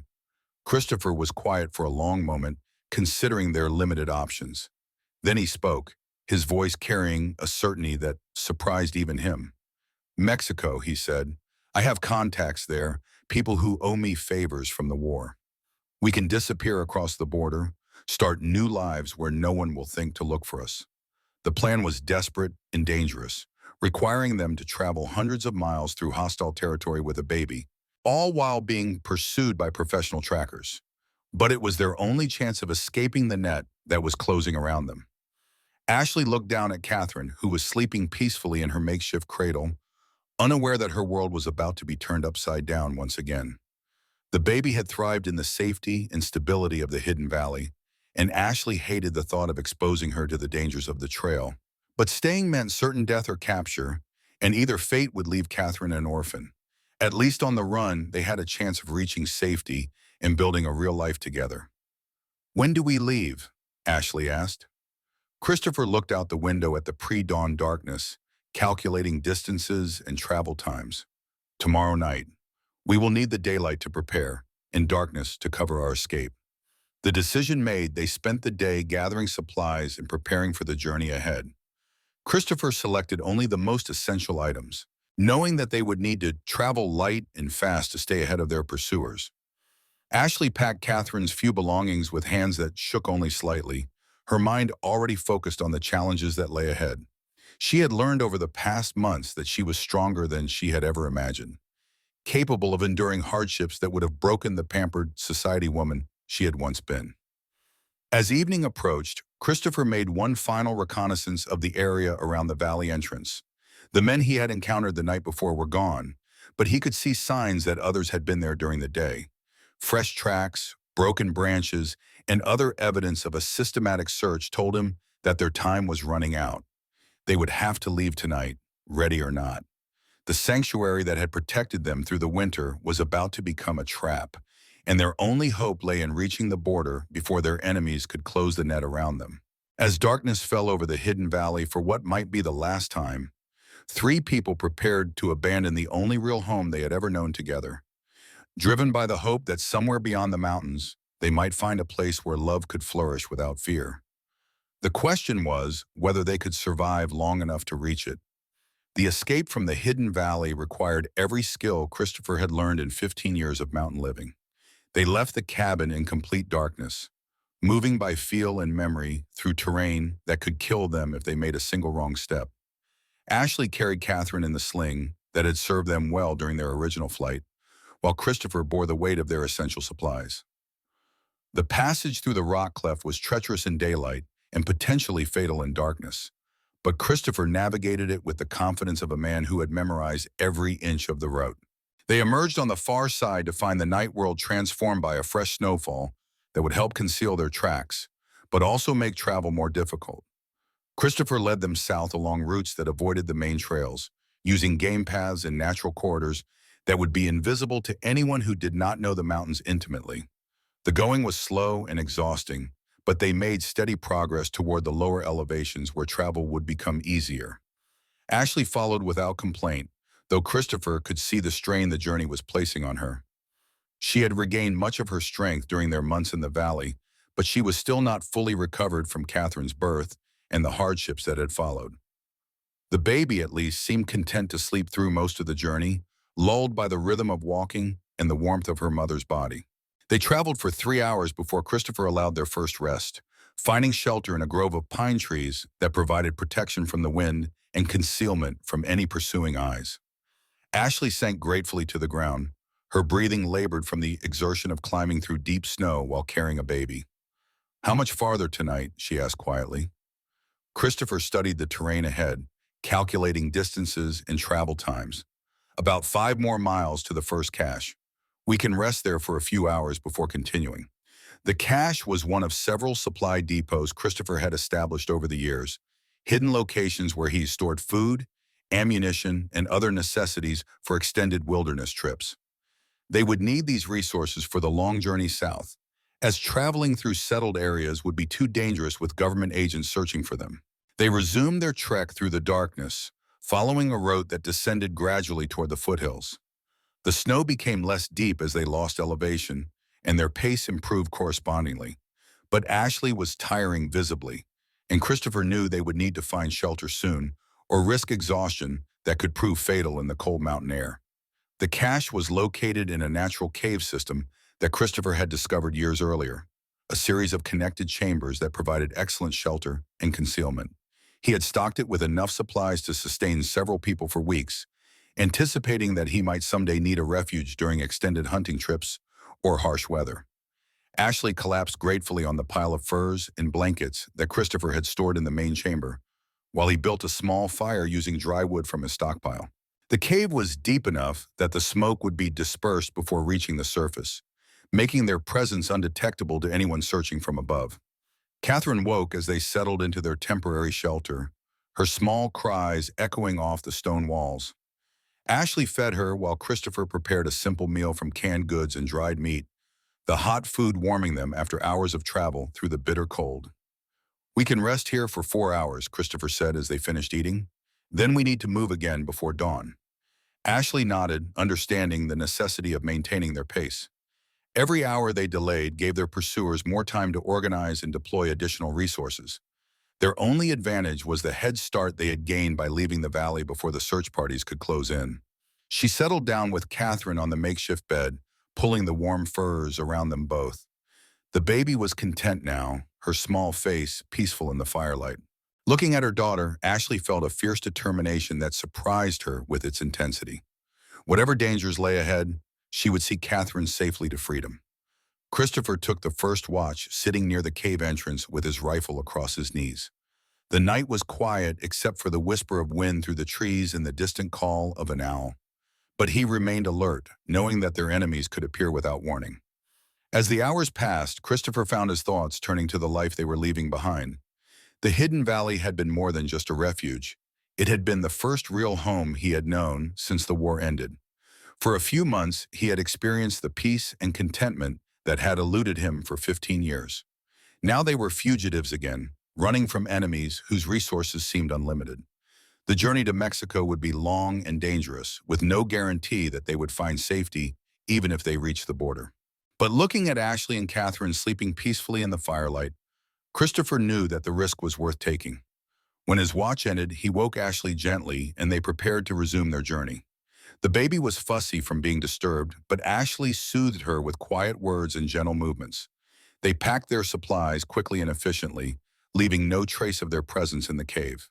The pre-dawn hours were the coldest of the night, and Christopher set a faster pace to keep them warm. They were moving through more open country now, with fewer trees to provide concealment, but also fewer obstacles to slow their progress. The risk of being spotted was greater, but speed was becoming more important than stealth. As the eastern sky began to lighten with the first hint of dawn, Christopher led them to another shelter. This one an abandoned miner's cabin that he had used occasionally over the years. It was not as well stocked as the cave, but it would provide warmth and concealment during the dangerous daylight hours. They would rest here until evening, then continue their journey south. Each night brought them closer to safety, but also deeper into territory where they would be strangers without local knowledge to guide them. Christopher's familiarity with the mountains was their greatest asset, but that advantage would diminish as they moved into unfamiliar country. Ashley settled Catherine in a corner of the cabin while Christopher checked their supplies and planned the next stage of their journey. They had enough food for several more days, but they would need to resupply before attempting the long trek across the desert country that lay between them and the Mexican border. The nearest town was Cedar Falls, the same settlement where Christopher had occasionally traded for supplies in his early years as a hermit. It was risky to approach any populated area, but they would need ammunition, medicine, and other essentials that could not be found in the wilderness. "We will have to risk going into town," Christopher told Ashley as they shared a cold breakfast. "I know people there who might help us, but it will be dangerous." Ashley nodded, understanding the necessity despite the risk. Catherine would need proper food soon, and Ashley herself needed medical supplies to maintain her strength for the journey ahead. "Can we trust these people?" she asked. Christopher considered the question carefully. There was one person in Cedar Falls who might help them, a woman named Ruth Powell who had shown him kindness during his early days in the mountains. But 15 years was a long time, and people changed. He could not be certain of anyone's loyalty when government agents were offering rewards for information. "I do not know," he admitted, "but we do not have much choice. They spent the day resting and planning, taking turns keeping watch while the others slept. Catherine was becoming more alert and active, requiring more attention from both her caregivers. Ashley found herself grateful for Christopher's help with the baby, his gentle competence making the challenges of travel more manageable. As evening approached, they prepared for another night of hard travel. The route to Cedar Falls would take them through more populated areas, increasing the risk of discovery, but also bringing them closer to the supplies they desperately needed. Christopher checked his weapons one final time, ensuring that they were ready for whatever dangers the night might bring. Ashley secured Catherine in her carrier, the baby now accustomed to the routine of nighttime travel. They left the abandoned cabin as darkness fell, striking out across country that was becoming increasingly familiar to Christopher. He had traveled these routes many times during his years of solitude, though never under such desperate circumstances. The journey to Cedar Falls took most of the night, with frequent stops to rest and check for signs of pursuit. They saw no evidence of their enemies, but Christopher remained cautious, knowing that professional trackers could be following them without leaving obvious signs. As dawn approached, they reached the outskirts of Cedar Falls, a small mining town that had grown up around the silver deposits found in the surrounding mountains. Christopher led them to an abandoned mine shaft where they could shelter during the daylight hours, while he made contact with potential allies. Ruth Powell still lived in the same small house on the edge of town, though 15 years had aged her considerably. Christopher approached her carefully, watching for any signs that she might betray him to the authorities. But when she saw him, her face lit up with genuine pleasure. "Christopher Sanchez," she exclaimed quietly, mindful of the early hour. "I wondered what had become of you. Come in before someone sees you." Ruth was a widow in her 60s, a woman who had survived the rough frontier life through a combination of practicality and compassion. She had always been kind to Christopher during his occasional visits to town, treating him with a respect that many others had not shown. "I need help, Ruth," Christopher said without preamble. "There are our people hunting me, dangerous people with government connections. I have a woman and baby with me, and we need supplies for a long journey."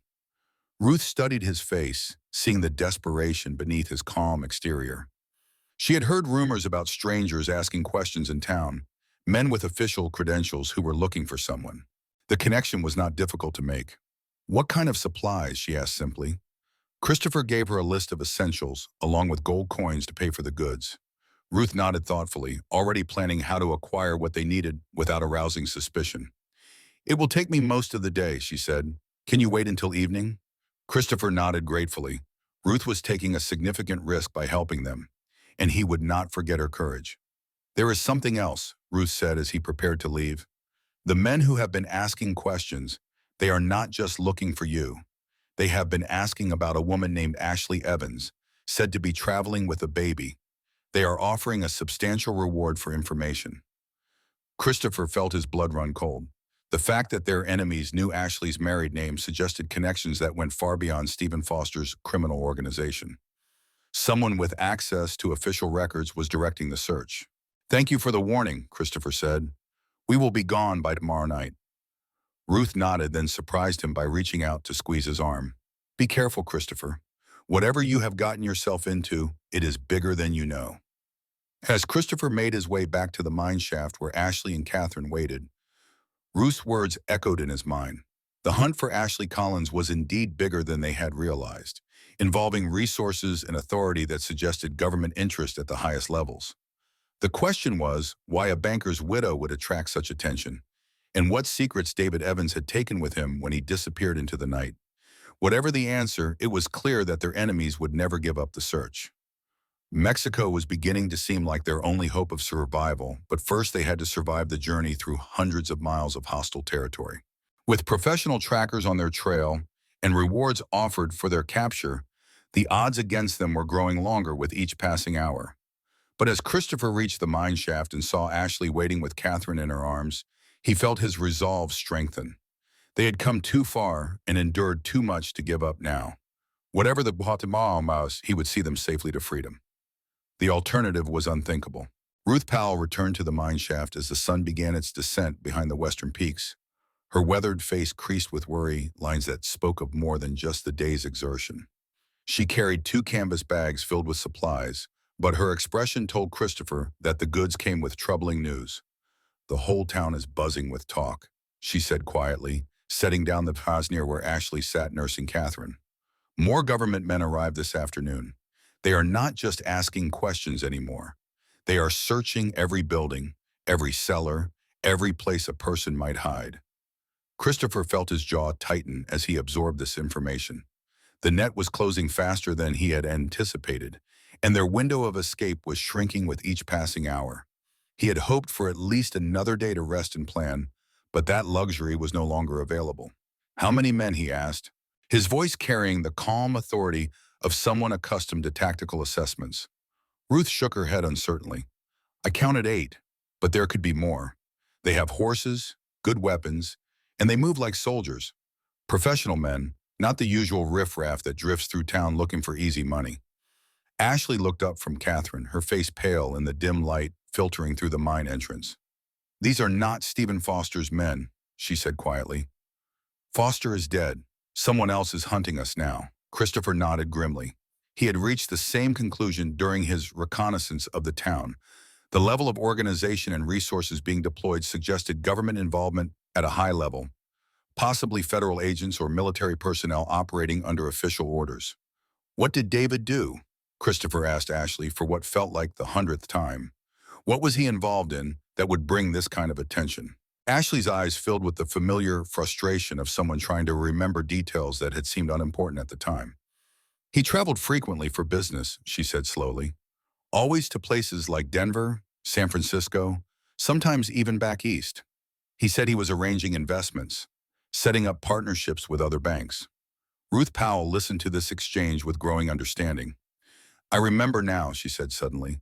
"There was talk in town, maybe 2 years ago, about a banker from St. Louis who was involved in some kind of government scandal, something about missing money, contracts that went to the wrong people." The pieces began to fall into place in Christopher's mind. David Evans had not been just a failed banker with gambling debts. He had been involved in government contracts, possibly military procurement or territorial development deals. When those arrangements went wrong, he had fled with information or money that powerful people wanted recovered. Ashley was not just a widow fleeing creditors. She was the key to finding David Evans and whatever he had taken when he disappeared. The men hunting her were not interested in Stephen Foster's insurance money. They wanted what David had stolen from the federal government. "We need to leave tonight," Christopher said, his voice carrying an urgency that made both women look at him sharply. "Every hour we delay gives them more time to organize and deploy additional resources." Ruth nodded reluctantly. "I brought everything you asked for, plus some extra food and ammunition. But Christopher, there is something else you need to know. They are not just searching randomly. They have a tracker with them, a half-breed named Alan Rogers, who knows these mountains almost as well as you do." Christopher felt his blood run cold.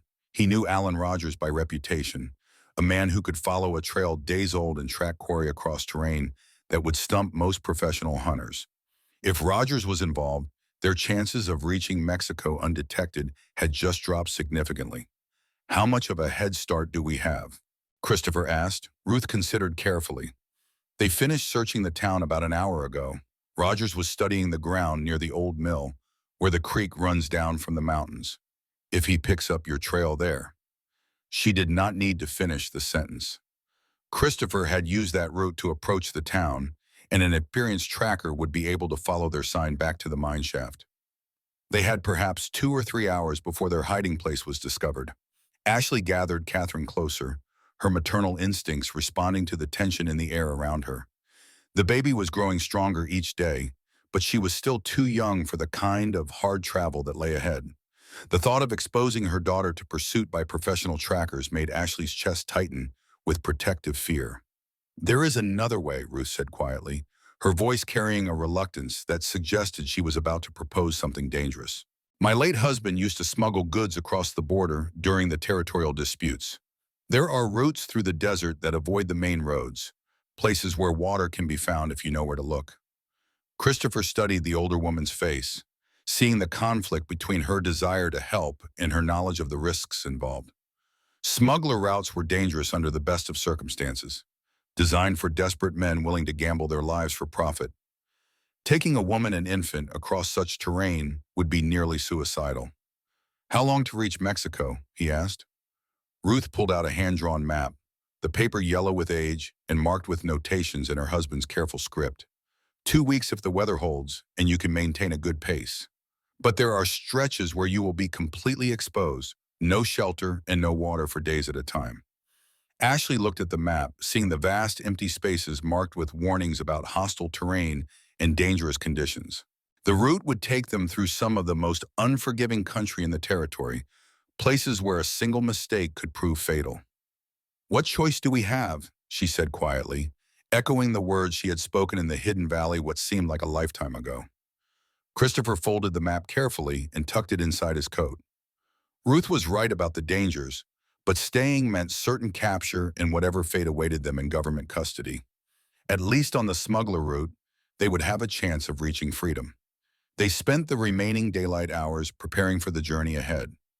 Ruth had brought desert clothing, lightweight fabrics that would protect them from the sun while allowing their bodies to cool naturally. She had also provided extra water containers and concentrated foods that would sustain them during the long stretches between water sources. Christopher studied the map intently, memorizing landmarks and calculating distances between the marked water holes. The route was treacherous but well-planned, taking advantage of natural features that provided both concealment and navigation aids. Ruth's husband had clearly been a professional smuggler who understood the deadly serious nature of desert travel. As evening approached, Ruth prepared to return to town, her mission complete, but her worry evident in every line of her weathered face.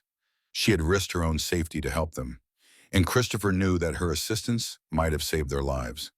"Thank you," he said simply, the words carrying a weight of gratitude that mere language could not fully express. Ruth nodded, then turned to Ashley with an expression of maternal concern. "Take care of that baby," she said softly, "and take care of yourself. Christopher is a good man, but the desert does not care about good intentions." After Ruth left, Christopher and Ashley made their final preparations for the journey ahead. They would travel light, carrying only the most essential supplies and relying on the marked water sources to sustain them across the vast empty spaces that lay between them and freedom. Catherine seemed to sense the tension in the air around her small face scrunched up with the expression of concentration that had become familiar to both her caregivers. She was too young to understand the dangers they faced, but she had already proven herself remarkably adaptable to the harsh realities of life on the run. As darkness fell over the mountains, Christopher led Ashley and Catherine out of the mine shaft for what he hoped would be the last time.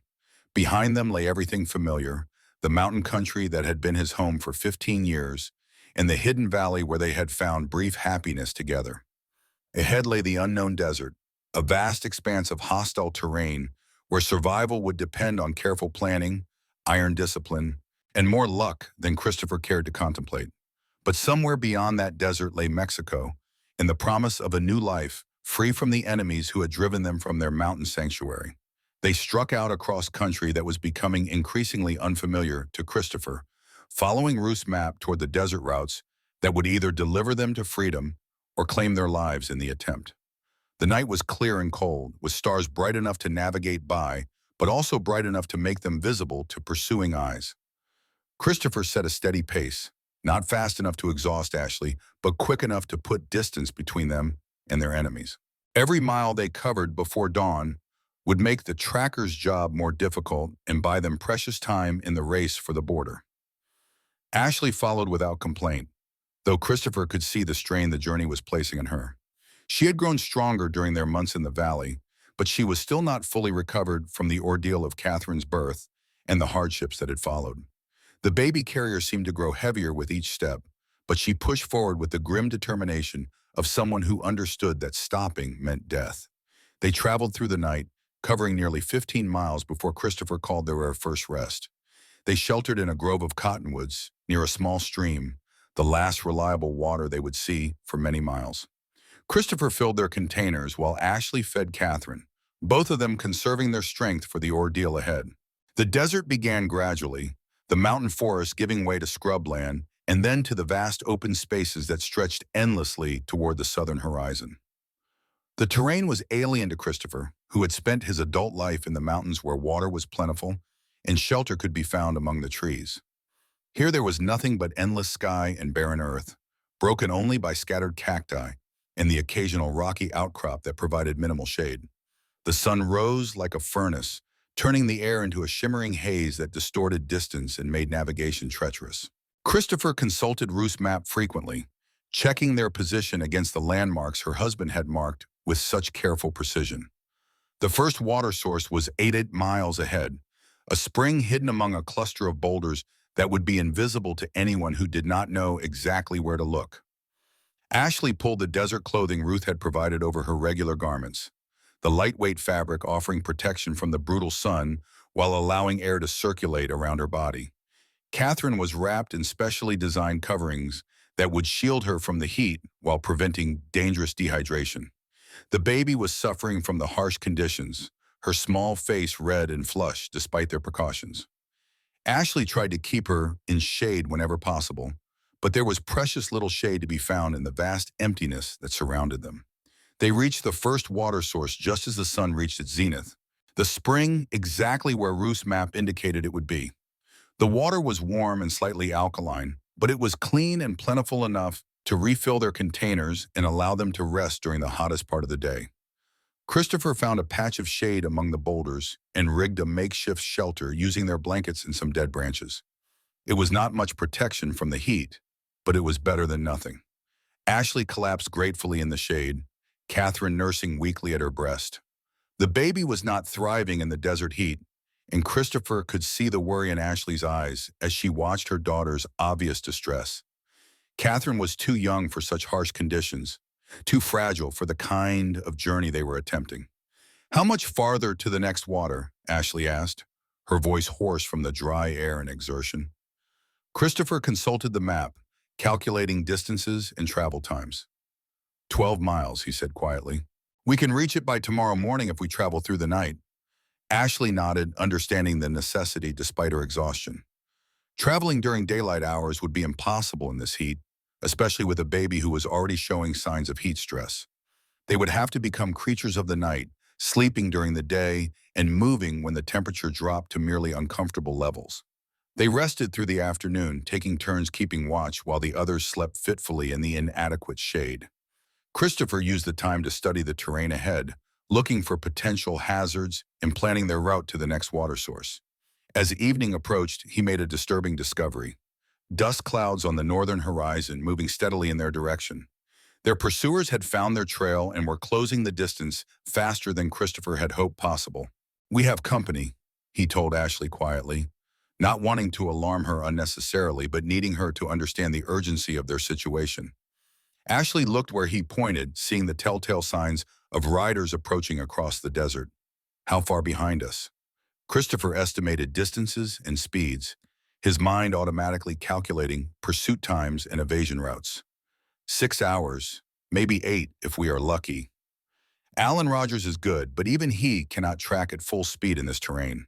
They broke camp immediately, abandoning the relative comfort of their shelter for the brutal necessity of flight. The sun was still high enough to be dangerous, but staying meant certain capture. They would have to risk heat stroke and dehydration rather than face whatever fate awaited them in government custody. The afternoon march was a nightmare of heat and exhaustion that tested every reserve of strength and determination they possessed. The temperature soared above 100 degrees, turning the air into a furnace that seared their lungs and made every breath an effort. Ashley struggled to maintain the pace, her body weakening under the combined stress of heat, dehydration, and the weight of carrying Catherine. The baby was barely conscious, her small body limp and frighteningly still in the carrier. Christopher called frequent rest stops, finding whatever shade was available and forcing them all to drink water even when their stomachs rebelled against it. Dehydration was a constant threat in the desert, and he had seen strong men die from heat stroke when they failed to maintain proper fluid intake. As the sun began its descent toward the western horizon, the temperature dropped enough to make travel bearable. They picked up their pace, covering ground more quickly as the brutal heat began to ease. But behind them, the dust clouds continued to grow larger, indicating that their pursuers were gaining ground despite the challenging conditions. The second water source was hidden in a narrow canyon that cut through a low ridge, The spring fed by underground streams that kept it flowing even during the driest months. Christopher found it just as Ruth's map indicated, a blessed oasis of cool water and blessed shade. But as they approached the spring, Christopher noticed something that made his blood run cold. Fresh horse tracks in the sand around the water source, too recent to have been made by previous travelers. Someone else had been here within the last few hours. It was a trap. Christopher grabbed Ashley's arm, pulling her back from the spring, just as the first rifle shot echoed off the canyon walls. The bullet struck the rock where she had been standing, sending chips of stone flying in all directions. More shots followed, the sound of gunfire bouncing back and forth between the narrow walls like thunder. They dove for cover behind a pile of boulders, Ashley clutching Catherine protectively, while Christopher returned fire with his rifle. The attackers were positioned on the rim of the canyon, giving them a commanding view of the water source and excellent fields of fire. Christopher counted at least 4 muzzle flashes from different positions, indicating that they were badly outnumbered and outgunned. Worse, their enemies held the high ground and controlled the only source of water for miles in any direction. "Stay down!" Christopher shouted over the sound of gunfire, his voice barely audible above the echoing reports of rifles and the whine of ricocheting bullets. Ashley pressed herself against the rocks, trying to make herself as small as possible while protecting Catherine from the flying debris. The baby was crying now, her weak protests lost in the chaos of the firefight. Ashley could feel her daughter's small body trembling with fear and exhaustion. Christopher assessed their tactical situation with the cold calculation of a veteran soldier. They were trapped in a killing zone with limited cover and no easy escape route. Their enemies had planned this ambush carefully, using the water source's bait to draw them into a position where resistance would be futile. But Christopher had not survived 15 years in these mountains by accepting impossible odds. He studied the canyon walls, looking for any weakness in their enemy's position or any risk that might offer escape. "There," he said, pointing to a narrow cleft in the rock wall about 50 yards to their left. "If we can reach that gap, it might lead to the top of the ridge." Ashley looked where he indicated, seeing a barely visible opening in the stone that might or might not provide passage to safety. The distance seemed impossibly far under the circumstances, with open ground that would leave them completely exposed to enemy fire. "Can we make it?" she asked, though she already knew the answer from the expression on Christopher's face. Christopher checked his ammunition, counting the remaining cartridges with the methodical care of someone who understood that every shot might be his last. "Not all of us," he said quietly. The implication hung between them, unspoken but understood. Someone would have to provide covering fire while the others attempted to reach the gap in the rocks. Someone would have to sacrifice themselves to give Ashley and Catherine a chance at escape. "No," Ashley said firmly, reading his intentions in his eyes. "We stayed together. All 3 of us, or none of us." Christopher looked at her with an expression that mixed admiration with frustration.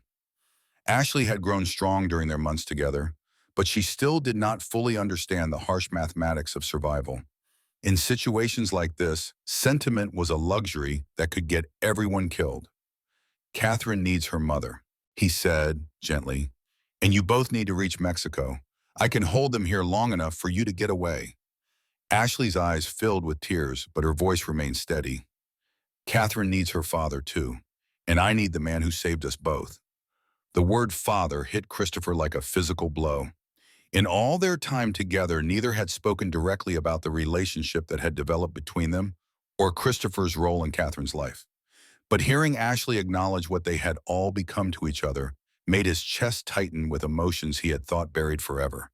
Another volley of shots rang out from the canyon rim, the bullets striking closer to their position.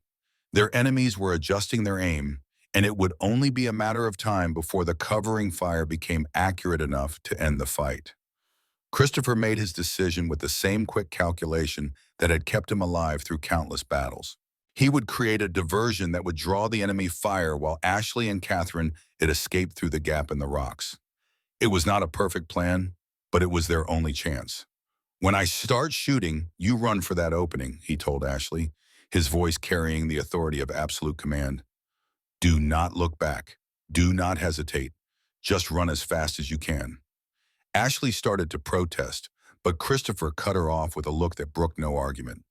"This is not a discussion. This is about survival. And Catherine's survival is more important than anything else. Before Ashley could respond, Christopher rose from cover and began firing rapidly at the enemy positions, his rifle speaking with deadly accuracy as he targeted the muzzle flashes on the canyon rim. His sudden assault caught the ambushers by surprise, causing them to duck for cover and momentarily cease their own fire. "Run!" Christopher shouted, not taking his eyes off the enemy positions. Ashley hesitated for a heartbeat, torn between her desire to stay with Christopher and her responsibility to Catherine. Then maternal instinct overrode everything else, and she sprinted toward the gap in the rocks, with her daughter clutched against her chest. The distance seemed endless, each step taking her further from Christopher and deeper into the unknown. Behind her, she could hear the renewed sound of gunfire as the ambushers recovered from Christopher's surprise attack and began returning fire with renewed intensity. She reached the opening in the rock wall just as a bullet struck the stone inches from her head, showering her with sharp fragments. The gap was narrow, barely wide enough for a single person, but it led upward through a natural chimney that might provide access to the top of the ridge. Ashley looked back once, seeing Christopher still firing from behind the boulders, his position increasingly untenable as the enemy concentrated their fire on his location. She wanted to call out to him, to tell him she loved him, but the words were lost in the echoing chaos of the firefight. Then she was climbing, using handholds carved by wind and water over countless centuries, Catherine secure in her carrier as they ascended toward whatever lay above. The climb was treacherous, made more dangerous by her exhaustion and the baby's weight, but fear gave her strength she did not know she possessed. She emerged on the canyon rim to find herself behind the enemy positions, close enough to see the men who'd been trying to kill them. 4 government agents in desert clothing, their attention focused on the canyon below where Christopher continued his desperate defense. Ashley crouched behind a boulder, trying to decide what to do next. She could try to escape while the men were distracted, but that would mean abandoning Christopher to certain death. Or she could try to help him, though she had no idea how a woman with a baby could affect the outcome of a military engagement. The decision was made for her when one of the agents turned and saw her crouched among the rocks. His eyes went wide with surprise, and he began to raise his rifle toward her and Catherine. Ashley moved without conscious thought, her hand finding the pistol Christopher had given her so many months ago.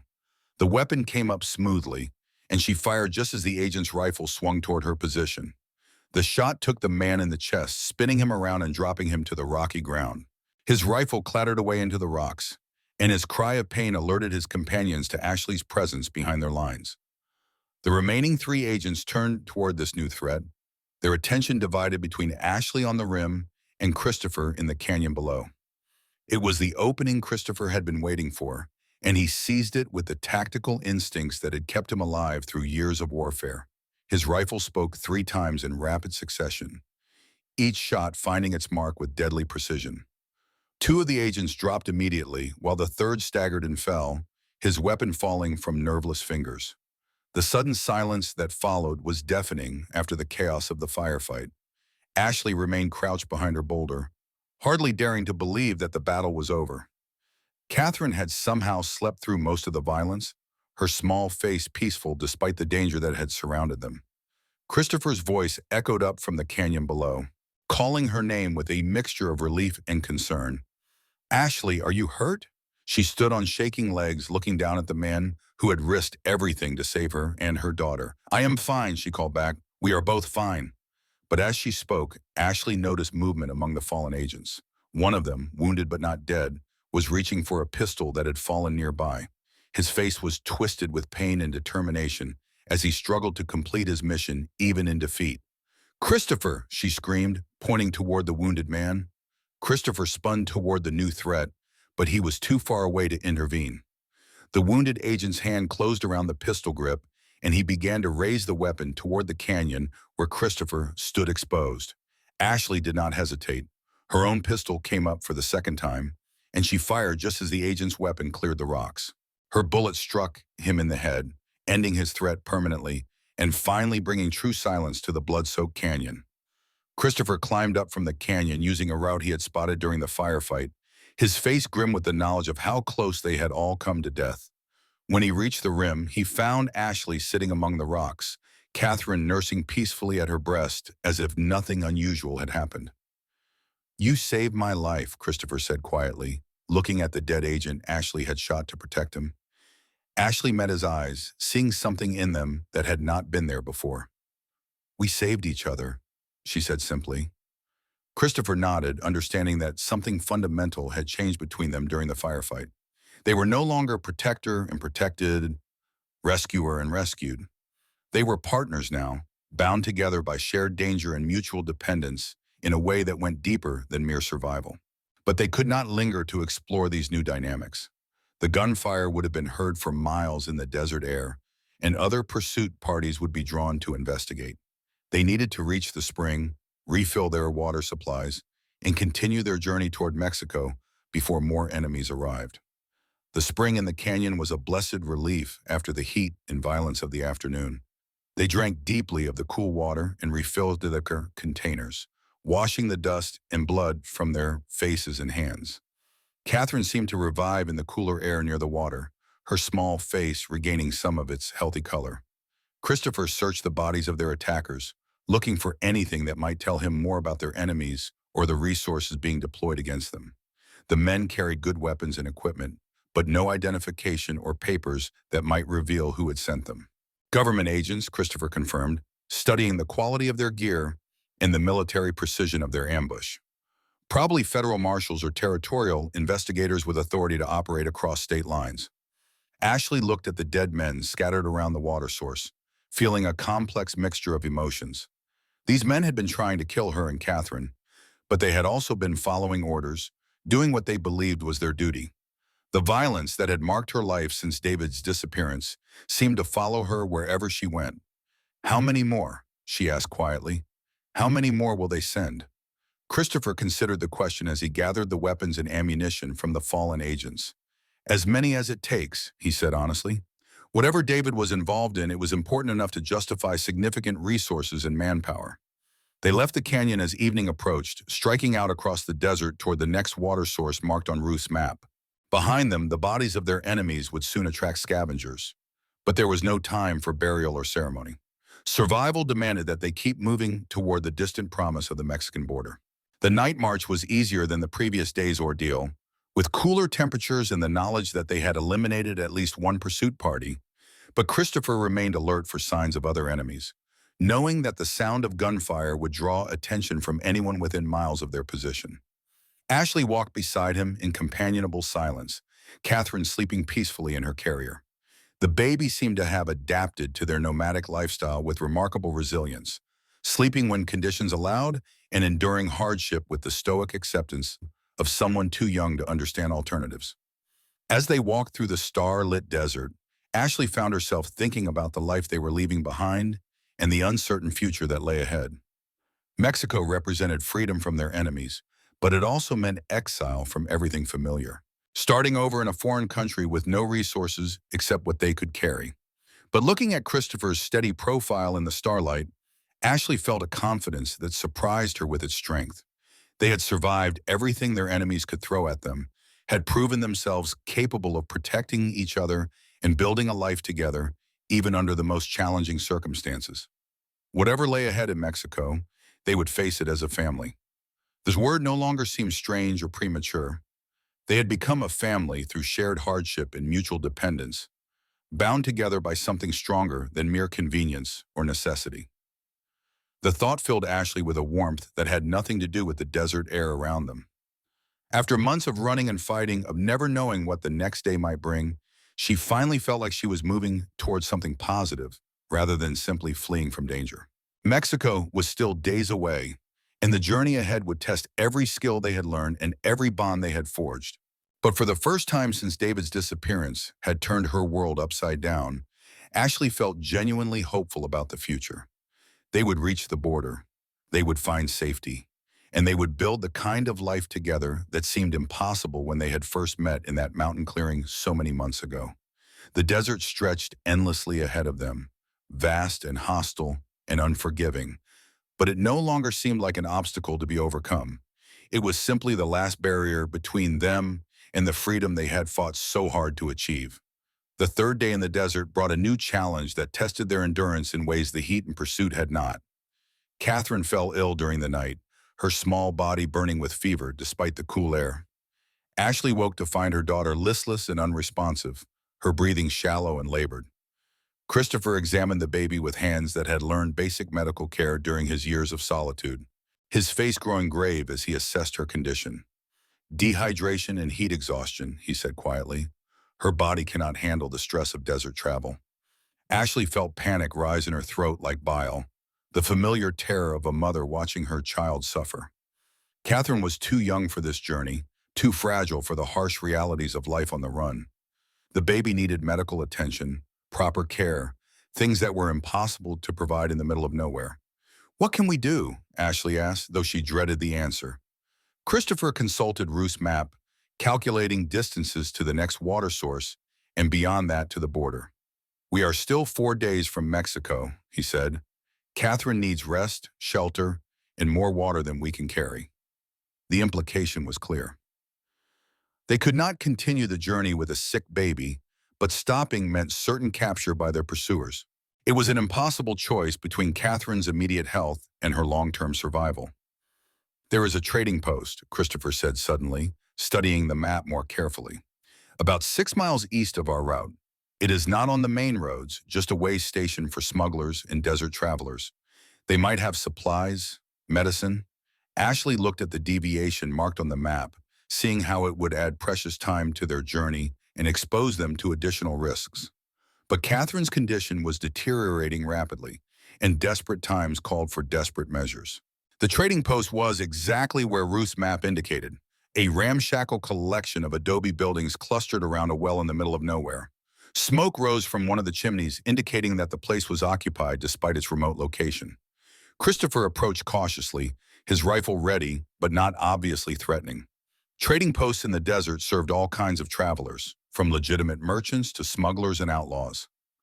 The proprietors maintained strict neutrality as a matter of survival, but that neutrality could be fragile when government agents were offering rewards for information.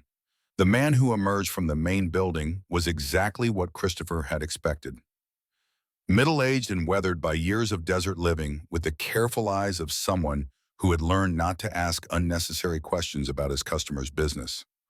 "Water and supplies," Christopher said without preamble, "and medicine for a sick baby." The trader studied their small group with professional assessment, noting their obvious exhaustion and the way Ashley held Catherine protectively against her chest. His eyes lingered on their weapons and the quality of their equipment, calculating both their ability to pay and the potential danger they represented. "Medicine costs extra," he said finally, "and I do not sell to people who bring trouble to my door." Christopher understood the warning implicit in the trader's words. The man would serve them as long as they caused no problems, but he would not hesitate to turn them over to authorities if it meant protecting his own interests. "No trouble," Christopher assured him, "just supplies and information about the route south." The trader nodded and led them inside, where shelves lined the walls filled with everything a desert traveler might need. Food, water containers, ammunition, medical supplies, and other necessities were displayed with the casual efficiency of a man who understood his market. Ashley found what she needed in the medical section, powders and tinctures that could reduce fever and help with dehydration.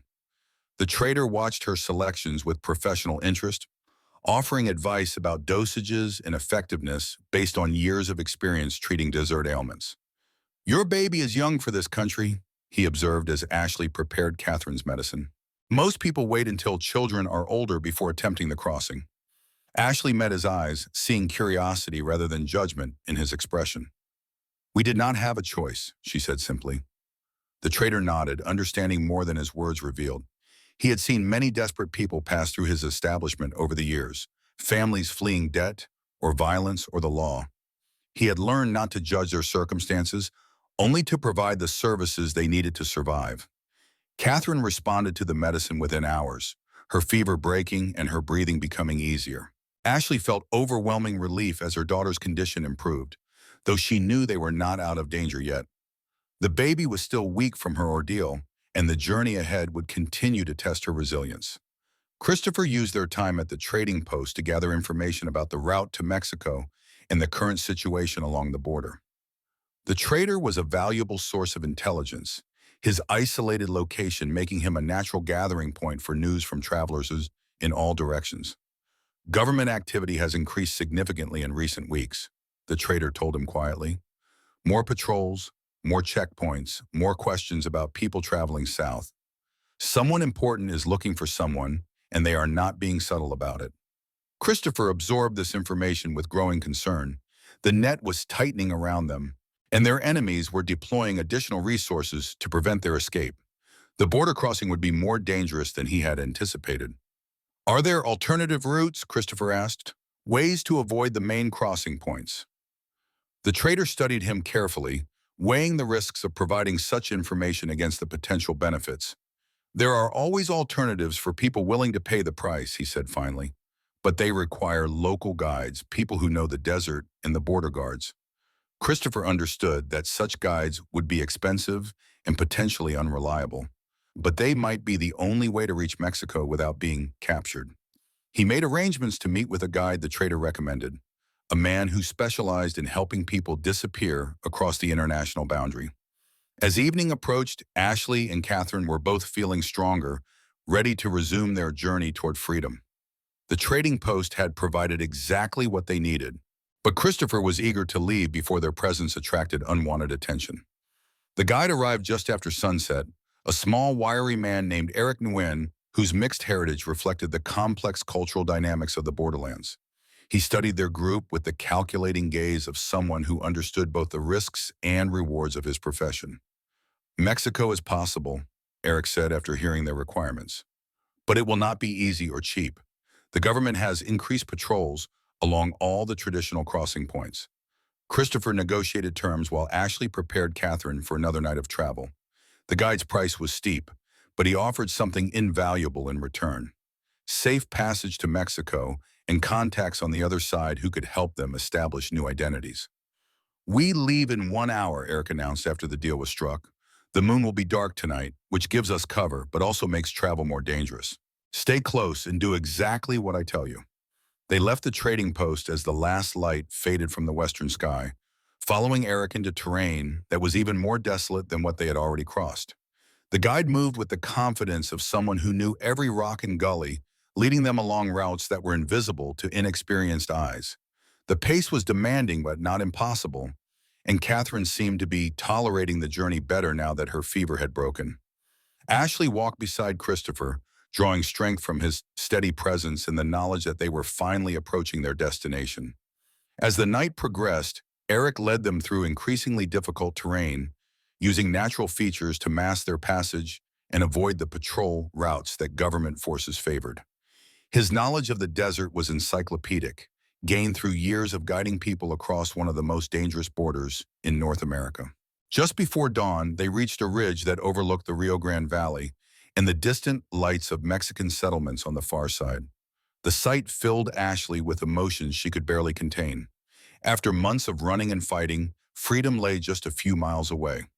The river is the easy part, Eric warned them as they studied the border below. Getting there without being seen is the challenge. Government patrols cover this area regularly, and they have watchers on both sides. Christopher studied the terrain between their position and the river, noting the open ground they would have to cross and the limited cover available. It would require careful timing and more luck than he cared to contemplate. When? He asked simply. Eric consulted a pocket watch and calculated the patrol schedules he had memorized through long experience. 2 hours after full daylight, the morning patrol will have passed, and the afternoon patrol will not start for several hours. We will have perhaps 30 minutes to make the crossing. They spent the remaining hours before dawn resting in a sheltered canyon, taking turns keeping watch while the others slept. Catherine was alert and responsive, her recovery from the desert illness giving Ashley hope that the worst of their ordeal was behind them. As the sun rose over the desert, painting the landscape in shades of gold and red, Ashley felt a mixture of anticipation and fear that made her heart race. They had come so far and endured so much, but the final challenge still lay ahead. The crossing would be the most dangerous part of their entire journey, requiring them to traverse open ground under the eyes of government watchers while carrying a baby who could not be silenced if she chose to cry. One mistake, one moment of bad luck, and their long flight would end in capture or death. But looking at Christopher's determined profile and feeling Catherine's warm weight against her chest, Ashley knew they would succeed. They had survived everything their enemies could throw at them, had proven themselves capable of overcoming impossible odds through courage and determination. Mexico was waiting just beyond the river, offering the promise of a new life free from the violence and fear that had marked their existence for so many months. Whatever challenges lay ahead in that foreign country, they would face them together as a family. The words still filled Ashley with wonder. A family born from desperation and forged in the crucible of shared danger, but a family nonetheless. Christopher had become more than just Catherine's protector. He had become her father in every way that mattered, and Ashley's partner in building the life they all deserved. As Eric began to prepare for the final approach to the river, Ashley closed her eyes and offered a silent prayer to whatever powers might be listening.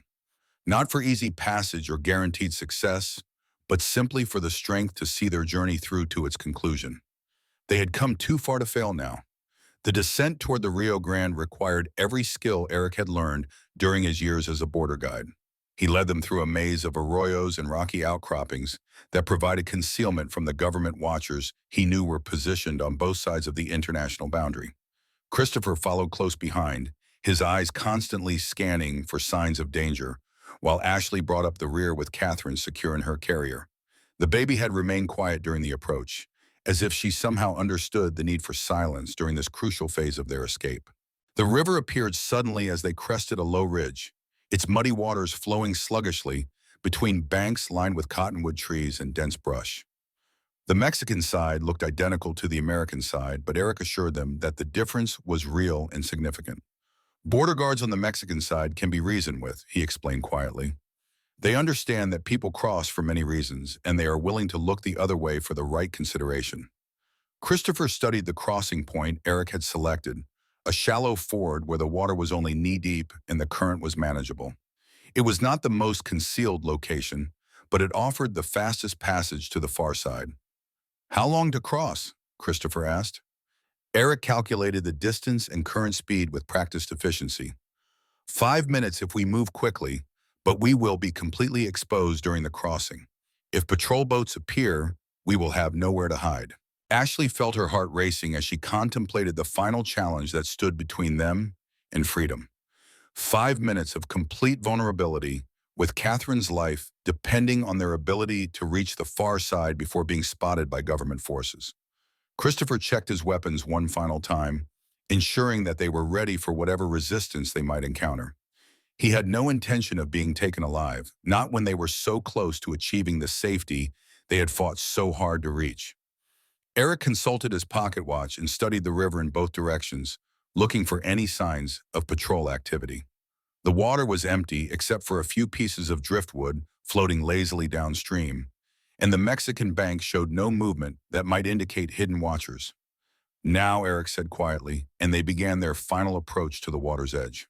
The crossing began smoothly, with Eric leading the way through the shallow water, while Christopher and Ashley followed close behind.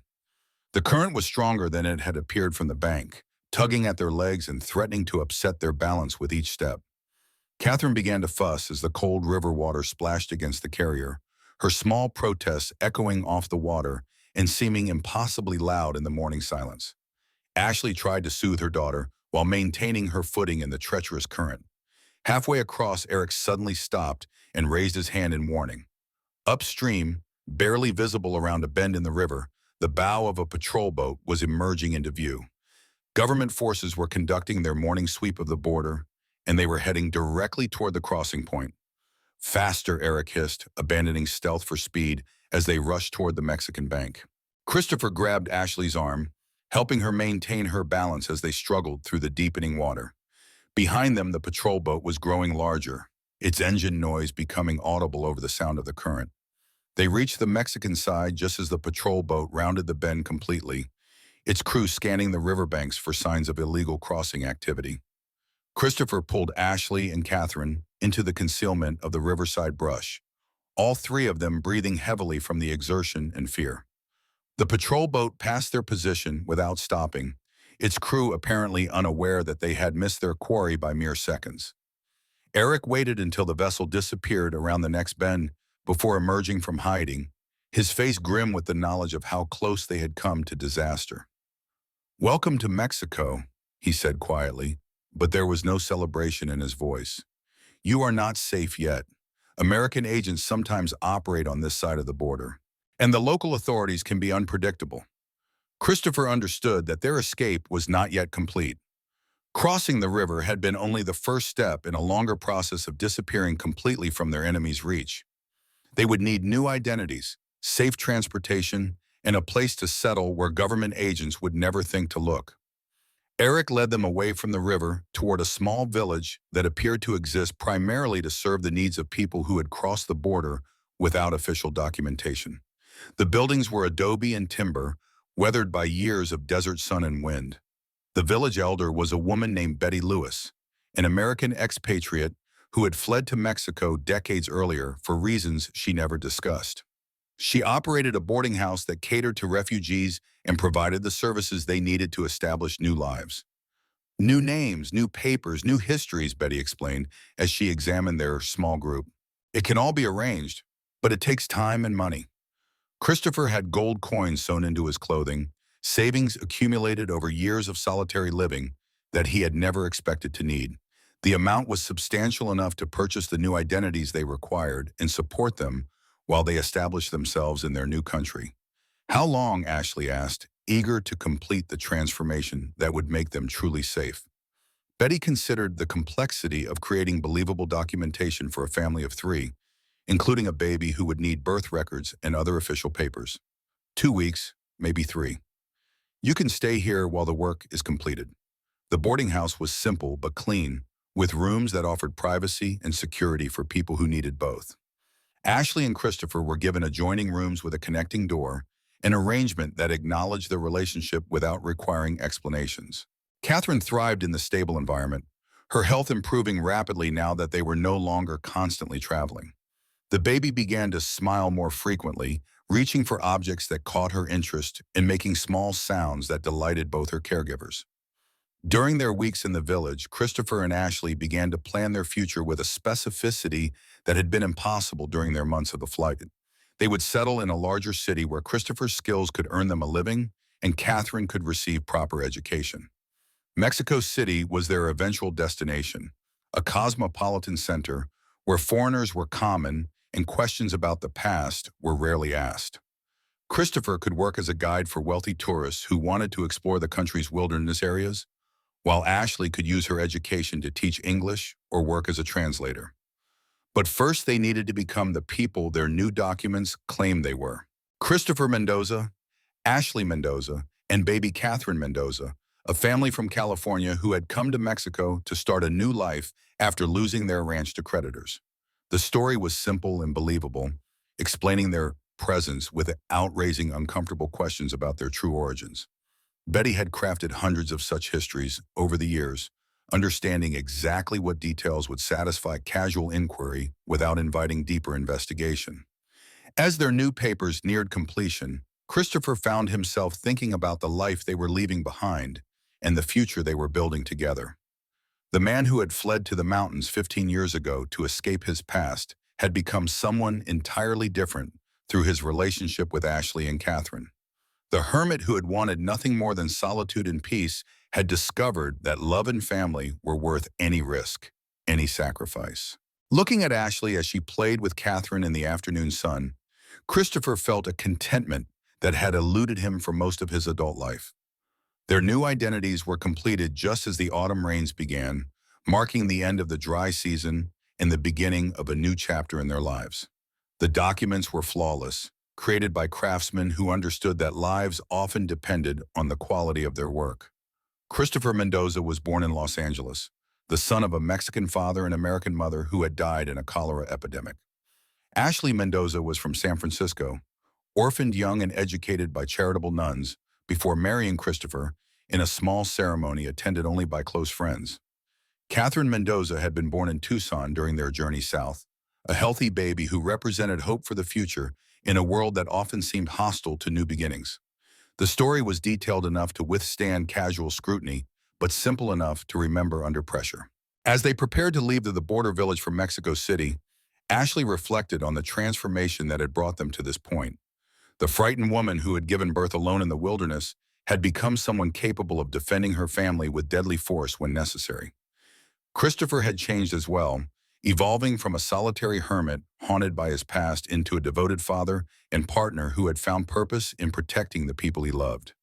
The war that had driven him to the mountains had finally ended, replaced by a peace that came from building something positive, rather than simply avoiding destruction. Catherine was too young to understand the significance of their journey, but she would grow up knowing that her parents had fought for her right to exist safely in the world. The story of her dramatic birth and the flight that followed would become family legend, told and retold as she grew into adulthood.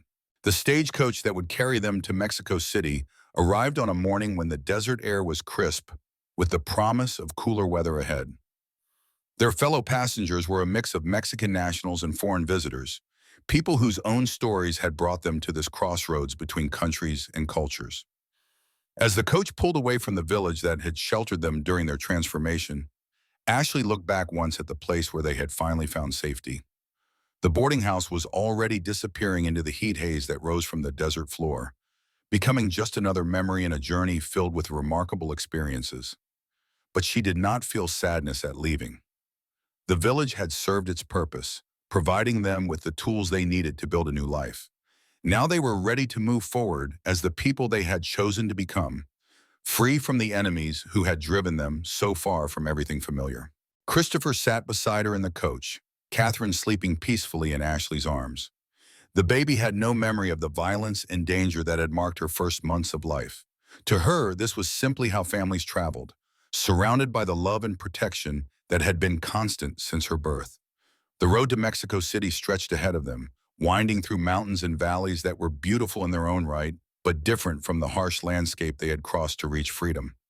This was gentler country, where water was plentiful and life was easier for those who understood how to live within its rhythms. As the stagecoach carried them deeper into their new country, Ashley felt the last of her fear finally beginning to fade. They had outrun their enemies, survived impossible challenges, and emerged as a family stronger than the sum of its parts. Whatever the future might bring, they would face it together. And that knowledge, more than any official document or geographic boundary, was what finally made them truly free. Mexico City overwhelmed Ashley with its size and complexity when they arrived 3 weeks later, the cobblestone streets teeming with vendors, carriages, and pedestrians speaking a dozen different languages. The capital was everything the border village had not been, cosmopolitan and sophisticated, offering opportunities for people willing to work for them. Christopher had used their journey from the border to improve his Spanish, practicing with their fellow passengers and the coaching and staff they encountered along the way. His natural aptitude for languages, honed during his military service, served him well in mastering the nuances that would help them blend into their new environment. They found lodging in a modest boarding house near the city center, run by a widow named Kimberly Hughes, who catered to foreign residents and asked few questions about her tenants' backgrounds. The rooms were clean and comfortable, with access to a courtyard where Catherine could play safely as she grew older. Christopher quickly found work as a guide for wealthy Americans who wanted to explore the Mexican wilderness but lacked the skills to do so safely.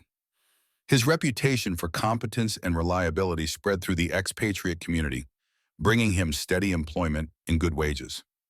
Ashley discovered that her education and language skills were valuable assets in a city where international commerce was expanding rapidly. She found work as a translator for import businesses, helping Mexican merchants communicate with their American and European partners. Their new life was not without challenges. The altitude took time to adjust to, and the different customs and social expectations required careful navigation. But they had survived far worse difficulties, and the problems of urban living seemed manageable compared to government agents and desert crossings. Catherine thrived in the stable environment, growing rapidly and beginning to show the personality that would define her character.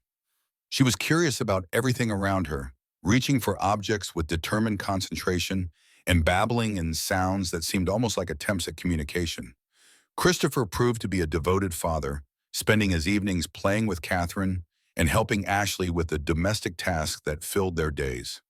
The man who had lived alone for 15 years adapted to family life with surprising ease, finding joy in the simple routines of caring for a baby.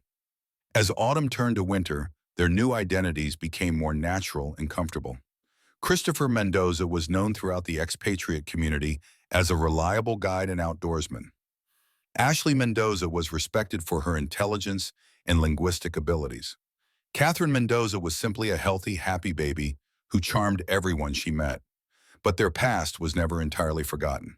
Christopher maintained the cautious habits that had kept them alive during their flight, always aware of their surroundings and ready for trouble that might never come.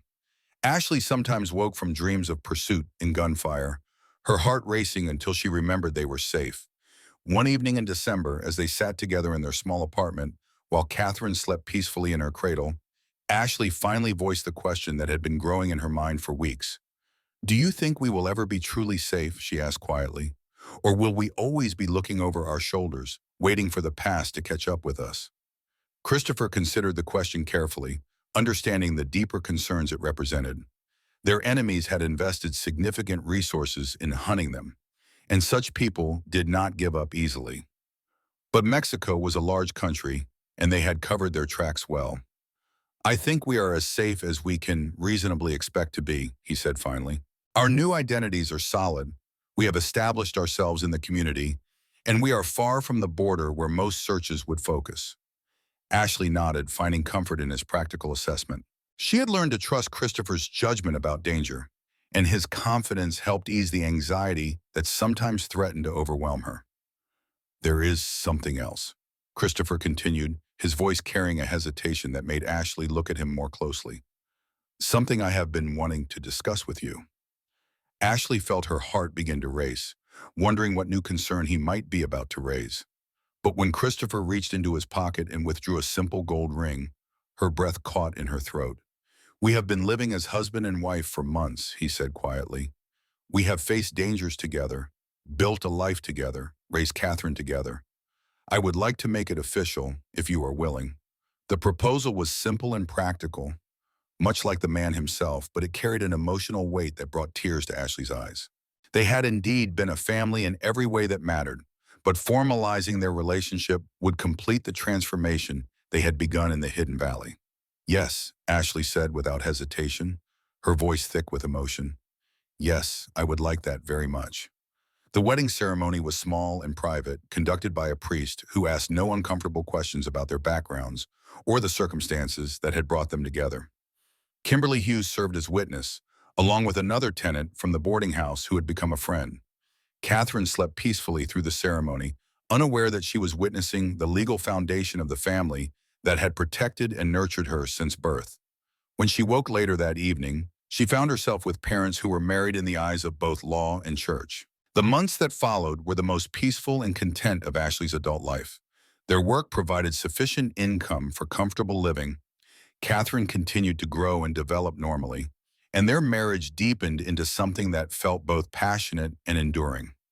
Christopher proved to be an attentive and loving husband, bringing to their relationship the same careful consideration he applied to everything else in his life. Ashley discovered that the man who had seemed so solitary and self-contained was capable of surprising tenderness and humor when he felt truly safe. By spring, Catherine was sitting up on her own and showing clear preferences for certain toys and activities. She had developed a special fondness for a wooden horse Christopher had carved for her, clutching it tightly during naps and babbling excitedly when it was placed within her reach. Ashley often found herself watching Christopher play with their daughter, marveling at the transformation that had brought them all to this point. The hermit who had delivered Catherine in a mountain clearing had become the devoted father who read her stories and sang lullabies in his rough but gentle voice. One evening in May, as they sat together in the courtyard while Catherine played on a blanket spread beneath a flowering tree, Ashley realized that she could no longer remember exactly what day they had crossed into Mexico. The date that had seemed so significant at the time had blurred into the general happiness of their new life. "Do you ever miss it?" she asked Christopher as they watched Catherine attempt to crawl toward a butterfly that had landed nearby. "The mountains, I mean. The solitude you had before we came into your life." Christopher considered the question seriously, as he did most things, But his answer came without hesitation. "No," he said simply. "I thought I wanted solitude. But what I really wanted was peace. And I have found more peace in this life with you and Catherine than I ever had alone." Ashley felt her heart swell with love for this man who had given up everything to protect her and her daughter. The sacrifice he had made was enormous, abandoning the only life he had known for 15 years to embark on an uncertain future with two people who had been strangers. But looking at his face as he watched Catherine play, Ashley could see that he did not consider it a sacrifice at all. He had found something in their family that was worth any price, any risk, any hardship they might face together. As summer arrived and Catherine approached her first birthday, Ashley began to plan a celebration that would mark not just their daughter's birth, but the anniversary of the day their family had truly begun. It seemed appropriate to commemorate both events together, since one had led inevitably to the other. The party was small and intimate, attended by the friends they had made in the expatriate community and a few Mexican neighbors who had welcomed them warmly. Catherine was fascinated by the attention and the colorful decorations, clapping her hands and laughing at the songs sung in her honor. As evening approached and their guests began to leave, Ashley found herself standing in the courtyard with Christopher and Catherine, surrounded by the remnants of their celebration. The baby was tired but happy, babbling contentedly as she played with the ribbon from a gift package. "This is what I always wanted," Ashley said quietly, speaking more to herself than to Christopher. "A family, a home, a place where we all belong together." Christopher put his arm around her, drawing her close as they watched Catherine discover that ribbon made interesting sounds when shaken vigorously. "We have built something good here," he said, "something worth protecting." Ashley nodded, understanding that their happiness was indeed worth protecting, worth fighting for if necessary. They had learned that love and family were not given freely but had to be earned through courage, sacrifice, and determination. But as she looked around their peaceful courtyard, with its flowering trees and comfortable furniture, and the sound of their daughter's laughter filling the air, Ashley felt confident that they had earned the right to this happiness. They had paid the price in danger and hardship, in fear and loss, in the willingness to risk everything for the chance at something better. The woman who had given birth alone in a mountain clearing was gone, replaced by someone stronger and more confident, someone who knew her own worth and the value of what she had built. The hermit who had fled to the mountains to escape his past had become a devoted husband and father who had found purpose in protecting those he loved. And Catherine, who had entered the world under the most difficult circumstances imaginable, was growing into a happy, healthy child who would never know want or abandonment. She would grow up surrounded by love and security, protected by parents who had proven they would do anything to keep her safe. As the stars began to appear in the darkening sky above Mexico City, three people sat together in their courtyard, bound by experiences that had tested every aspect of their characters and found them worthy of the happiness they had achieved. The future stretched ahead of them, full of possibilities and challenges that they would face together as a family. Whatever came next, they would meet it with the strength and courage they had discovered in themselves during the long journey that had brought them home. The mountain man who had found a woman dying in labor alone had indeed raised them both, transforming not just their lives, but his own in the process. And in doing so, he had created something that would endure long after the dangers and hardships of their early days together had faded into memory. Love, as it turned out, was the strongest force of all. Stronger than government agents, stronger than desert heat, stronger than the fear and uncertainty that had once threatened to destroy them all. It was the foundation upon which they had built their new life, and it would sustain them through whatever challenges lay ahead. In the end, that was enough. It was more than enough. It was everything. 5 years later, Christopher stood in the doorway of their small house on the outskirts of Mexico City, watching Catherine chase butterflies through the garden Ashley had planted behind their home. The child was tall for her age, with her mother's dark hair and eyes that held both curiosity and the kind of steady determination that reminded him of Ashley during their desperate flight to freedom.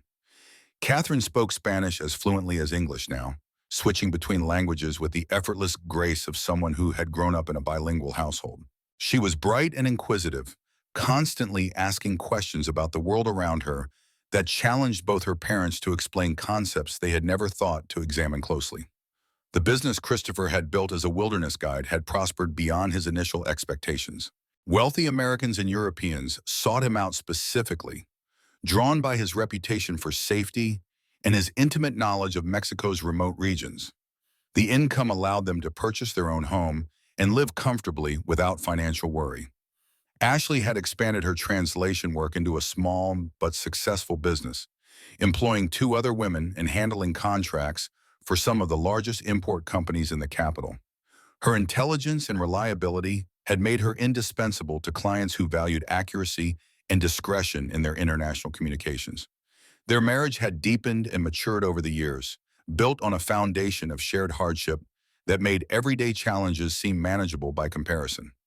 They had learned to communicate without words during their months of flight, and that understanding had evolved into an intimacy that surprised them both with its strength. But it was Catherine who had truly transformed their lives in ways neither had anticipated. Watching her grow and develop had given both Christopher and Ashley a sense of purpose that went beyond mere survival. They were not just building a life for themselves, but creating a foundation for someone else's future. The child had no memory of the violence and danger that had marked her first months of life, but she carried within her the strength and resilience that those experiences had demanded from her parents. She was fearless in the way that only children can be, approaching new experiences with enthusiasm rather than caution. Christopher often found himself marveling at the simple domestic moments that filled their days. Catherine learning to read, Ashley teaching her to prepare simple meals, family dinners where they shared stories and planned for tomorrow. These were the experiences he had never imagined for himself during his years of solitude. The man who had fled to the mountains to escape his past had discovered that the past could be redeemed through love and sacrifice. The guilt and self-recrimination that had driven him to seek isolation had been replaced by pride in what he had built and protected. Ashley had undergone her own transformation, evolving from a dependent society woman into someone capable of defending her family and building a successful business. The experience of nearly losing everything had taught her to value what truly mattered and to fight for it when necessary. On this particular evening, as they sat together on their porch while Catherine played in the garden, Ashley brought up a subject they had discussed intermittently over the years, but never fully resolved. "Do you think we should tell her?" she asked quietly, watching their daughter examine a flower with the intense concentration she applied to everything that captured her interest. Christopher understood immediately what Ashley meant. Catherine was old enough now to begin asking more specific questions about her birth and early childhood. So far, they had satisfied her curiosity with simplified explanations, but eventually she would want to know the complete truth. "She has a right to know her own history," Christopher said thoughtfully, "but perhaps not all at once. Some stories are too complex for a child to understand fully." Ashley nodded, agreeing with his measured approach.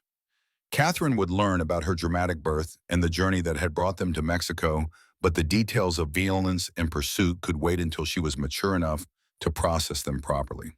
The important thing, Ashley said, was for Catherine to understand that she had always been loved and protected, even during the most dangerous times.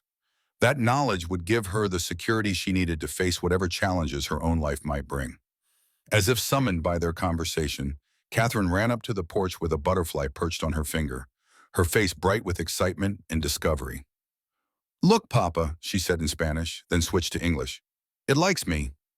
Christopher smiled at his daughter's delight, feeling the familiar warmth that her presence always brought to his chest. "Perhaps it knows you have a gentle heart," he suggested. Catherine considered this explanation with the seriousness she applied to all new information, then carefully transferred the butterfly to a nearby flower where it could continue its own business. The simple act of kindness toward a small creature reflected the values Christopher and Ashley had worked to instill in their daughter. As evening approached and Catherine grew tired from her play, Ashley gathered her for the nightly routine that had become sacred in their household. Bath time, story time, and the lullabies that helped their daughter drift off to sleep feeling safe and loved. Christopher often listened from the next room as Ashley sang the songs her own mother had sung to her years ago, the melodies carrying across generations like a bridge between past and future. These moments of perfect domestic tranquility still amazed him with their simple beauty. When Catherine was finally asleep, Christopher and Ashley returned to their porch to enjoy the cool evening air and the quiet satisfaction of another day successfully completed. Their life had settled into rhythms that felt both comfortable and meaningful. "We have been fortunate," Ashley said as they watched the stars appear in the darkening sky above their adopted city. Christopher nodded, understanding that their good fortune had been earned through courage and determination rather than simply granted by fate. They had made choices that led to this happiness, and they had been willing to pay the price those choices demanded. But he also knew that their story was not yet complete. Catherine was growing rapidly, and soon she would begin to make her own choices about the kind of life she wanted to build. The foundation they had provided would support her, but ultimately she would have to find her own path to happiness. "Do you think she will stay in Mexico?" Ashley asked, reading his thoughts with the intuitive understanding that had developed between them over the years. Christopher considered the question carefully, thinking about the bright, curious child who was already showing signs of the independence that would define her adult character. "She will go wherever her heart leads her," he said finally, "and she will have the strength to succeed wherever that might be." The thought of Catherine eventually leaving to build her own life was bittersweet, but Christopher understood that successful parenting meant preparing children for independence rather than dependence. They had given her love, security, and the tools she would need to thrive on her own. As they sat together in the peaceful darkness, Christopher reflected on the journey that had brought them to this point. The mountain clearing where he had found Ashley and delivered Catherine seemed like something from another lifetime, distant and almost dreamlike in its intensity. But the love that had grown from that desperate beginning was as real and immediate as the woman sitting beside him and the child sleeping safely in the house behind them. It was the foundation upon which everything else had been built. The government agents who had hunted them so relentlessly had never appeared in Mexico, apparently convinced that their quarry had died in the desert or disappeared so completely that further pursuit was pointless. Christopher occasionally wondered what had happened to David Evans and the secrets that had made Ashley so valuable to powerful people. But those concerns belonged to a different life. Their current existence was built on simpler foundations: work that provided purpose and income, a community that had accepted them as neighbors and friends, and the daily satisfactions of raising a child who brought joy to everyone who knew her. As the evening grew later and cooler, Christopher and Ashley prepared for bed, following routines that had become as natural as breathing. Christopher checked the doors and windows with the automatic caution that would probably never completely leave him, while Ashley looked in on Catherine one final time. Their daughter slept peacefully, surrounded by toys and books and the other treasures of childhood. Her breathing was deep and regular, and her face wore the expression of complete contentment that only children could achieve. Looking down at Catherine, Ashley felt the familiar surge of protective love that had driven her to cross deserts and face armed enemies. This child was worth every sacrifice they had made, every danger they had endured, every comfort they had abandoned. Christopher joined her in the doorway, his arms settling around her waist as they watched their daughter sleep. Tomorrow would bring new challenges and opportunities, as every day did. But tonight they could simply enjoy the peace they had fought so hard to achieve. The mountain man who had found a woman dying in labor alone had indeed raised them both, just as he had promised in that desperate moment so long ago. But in doing so, he had discovered that love was not a burden to be carried, but a gift to be shared. And in sharing that gift with Ashley and Catherine, Christopher had found the redemption that had eluded him for so many years. The war that had driven him to seek solitude was finally over, replaced by a peace that came from building something beautiful rather than simply avoiding destruction. As they made their way to their own bedroom, Christopher and Ashley moved with the quiet satisfaction of people who had found exactly what they had been searching for, even if they had not known they were searching for it at the time. Their love story had begun in violence and desperation, but it had evolved into something gentle and enduring. It was a testament to the power of human connection to transform even the most difficult circumstances into something beautiful. And as they settled into sleep in their comfortable bed, in their safe home in their adopted country, surrounded by the sounds of a city that had welcomed them as citizens, they knew that their story would continue to unfold in ways they could not yet imagine. The future belonged to Catherine now, bright with possibilities that her parents had made possible through their courage and sacrifice. And whatever challenges that future might bring, she would face them with the strength and love they had given her. In the end, that was the greatest gift they could offer. Not just safety or security or material comfort, but the knowledge that love was real and powerful and worth fighting for. That lesson would serve Catherine well, no matter where her own journey might lead. The mountain man had kept his promise. He had raised them both. And in doing so, he had created something that would endure long after the mountains themselves had crumbled to dust. Love, as it turned out, was indeed the strongest force of all.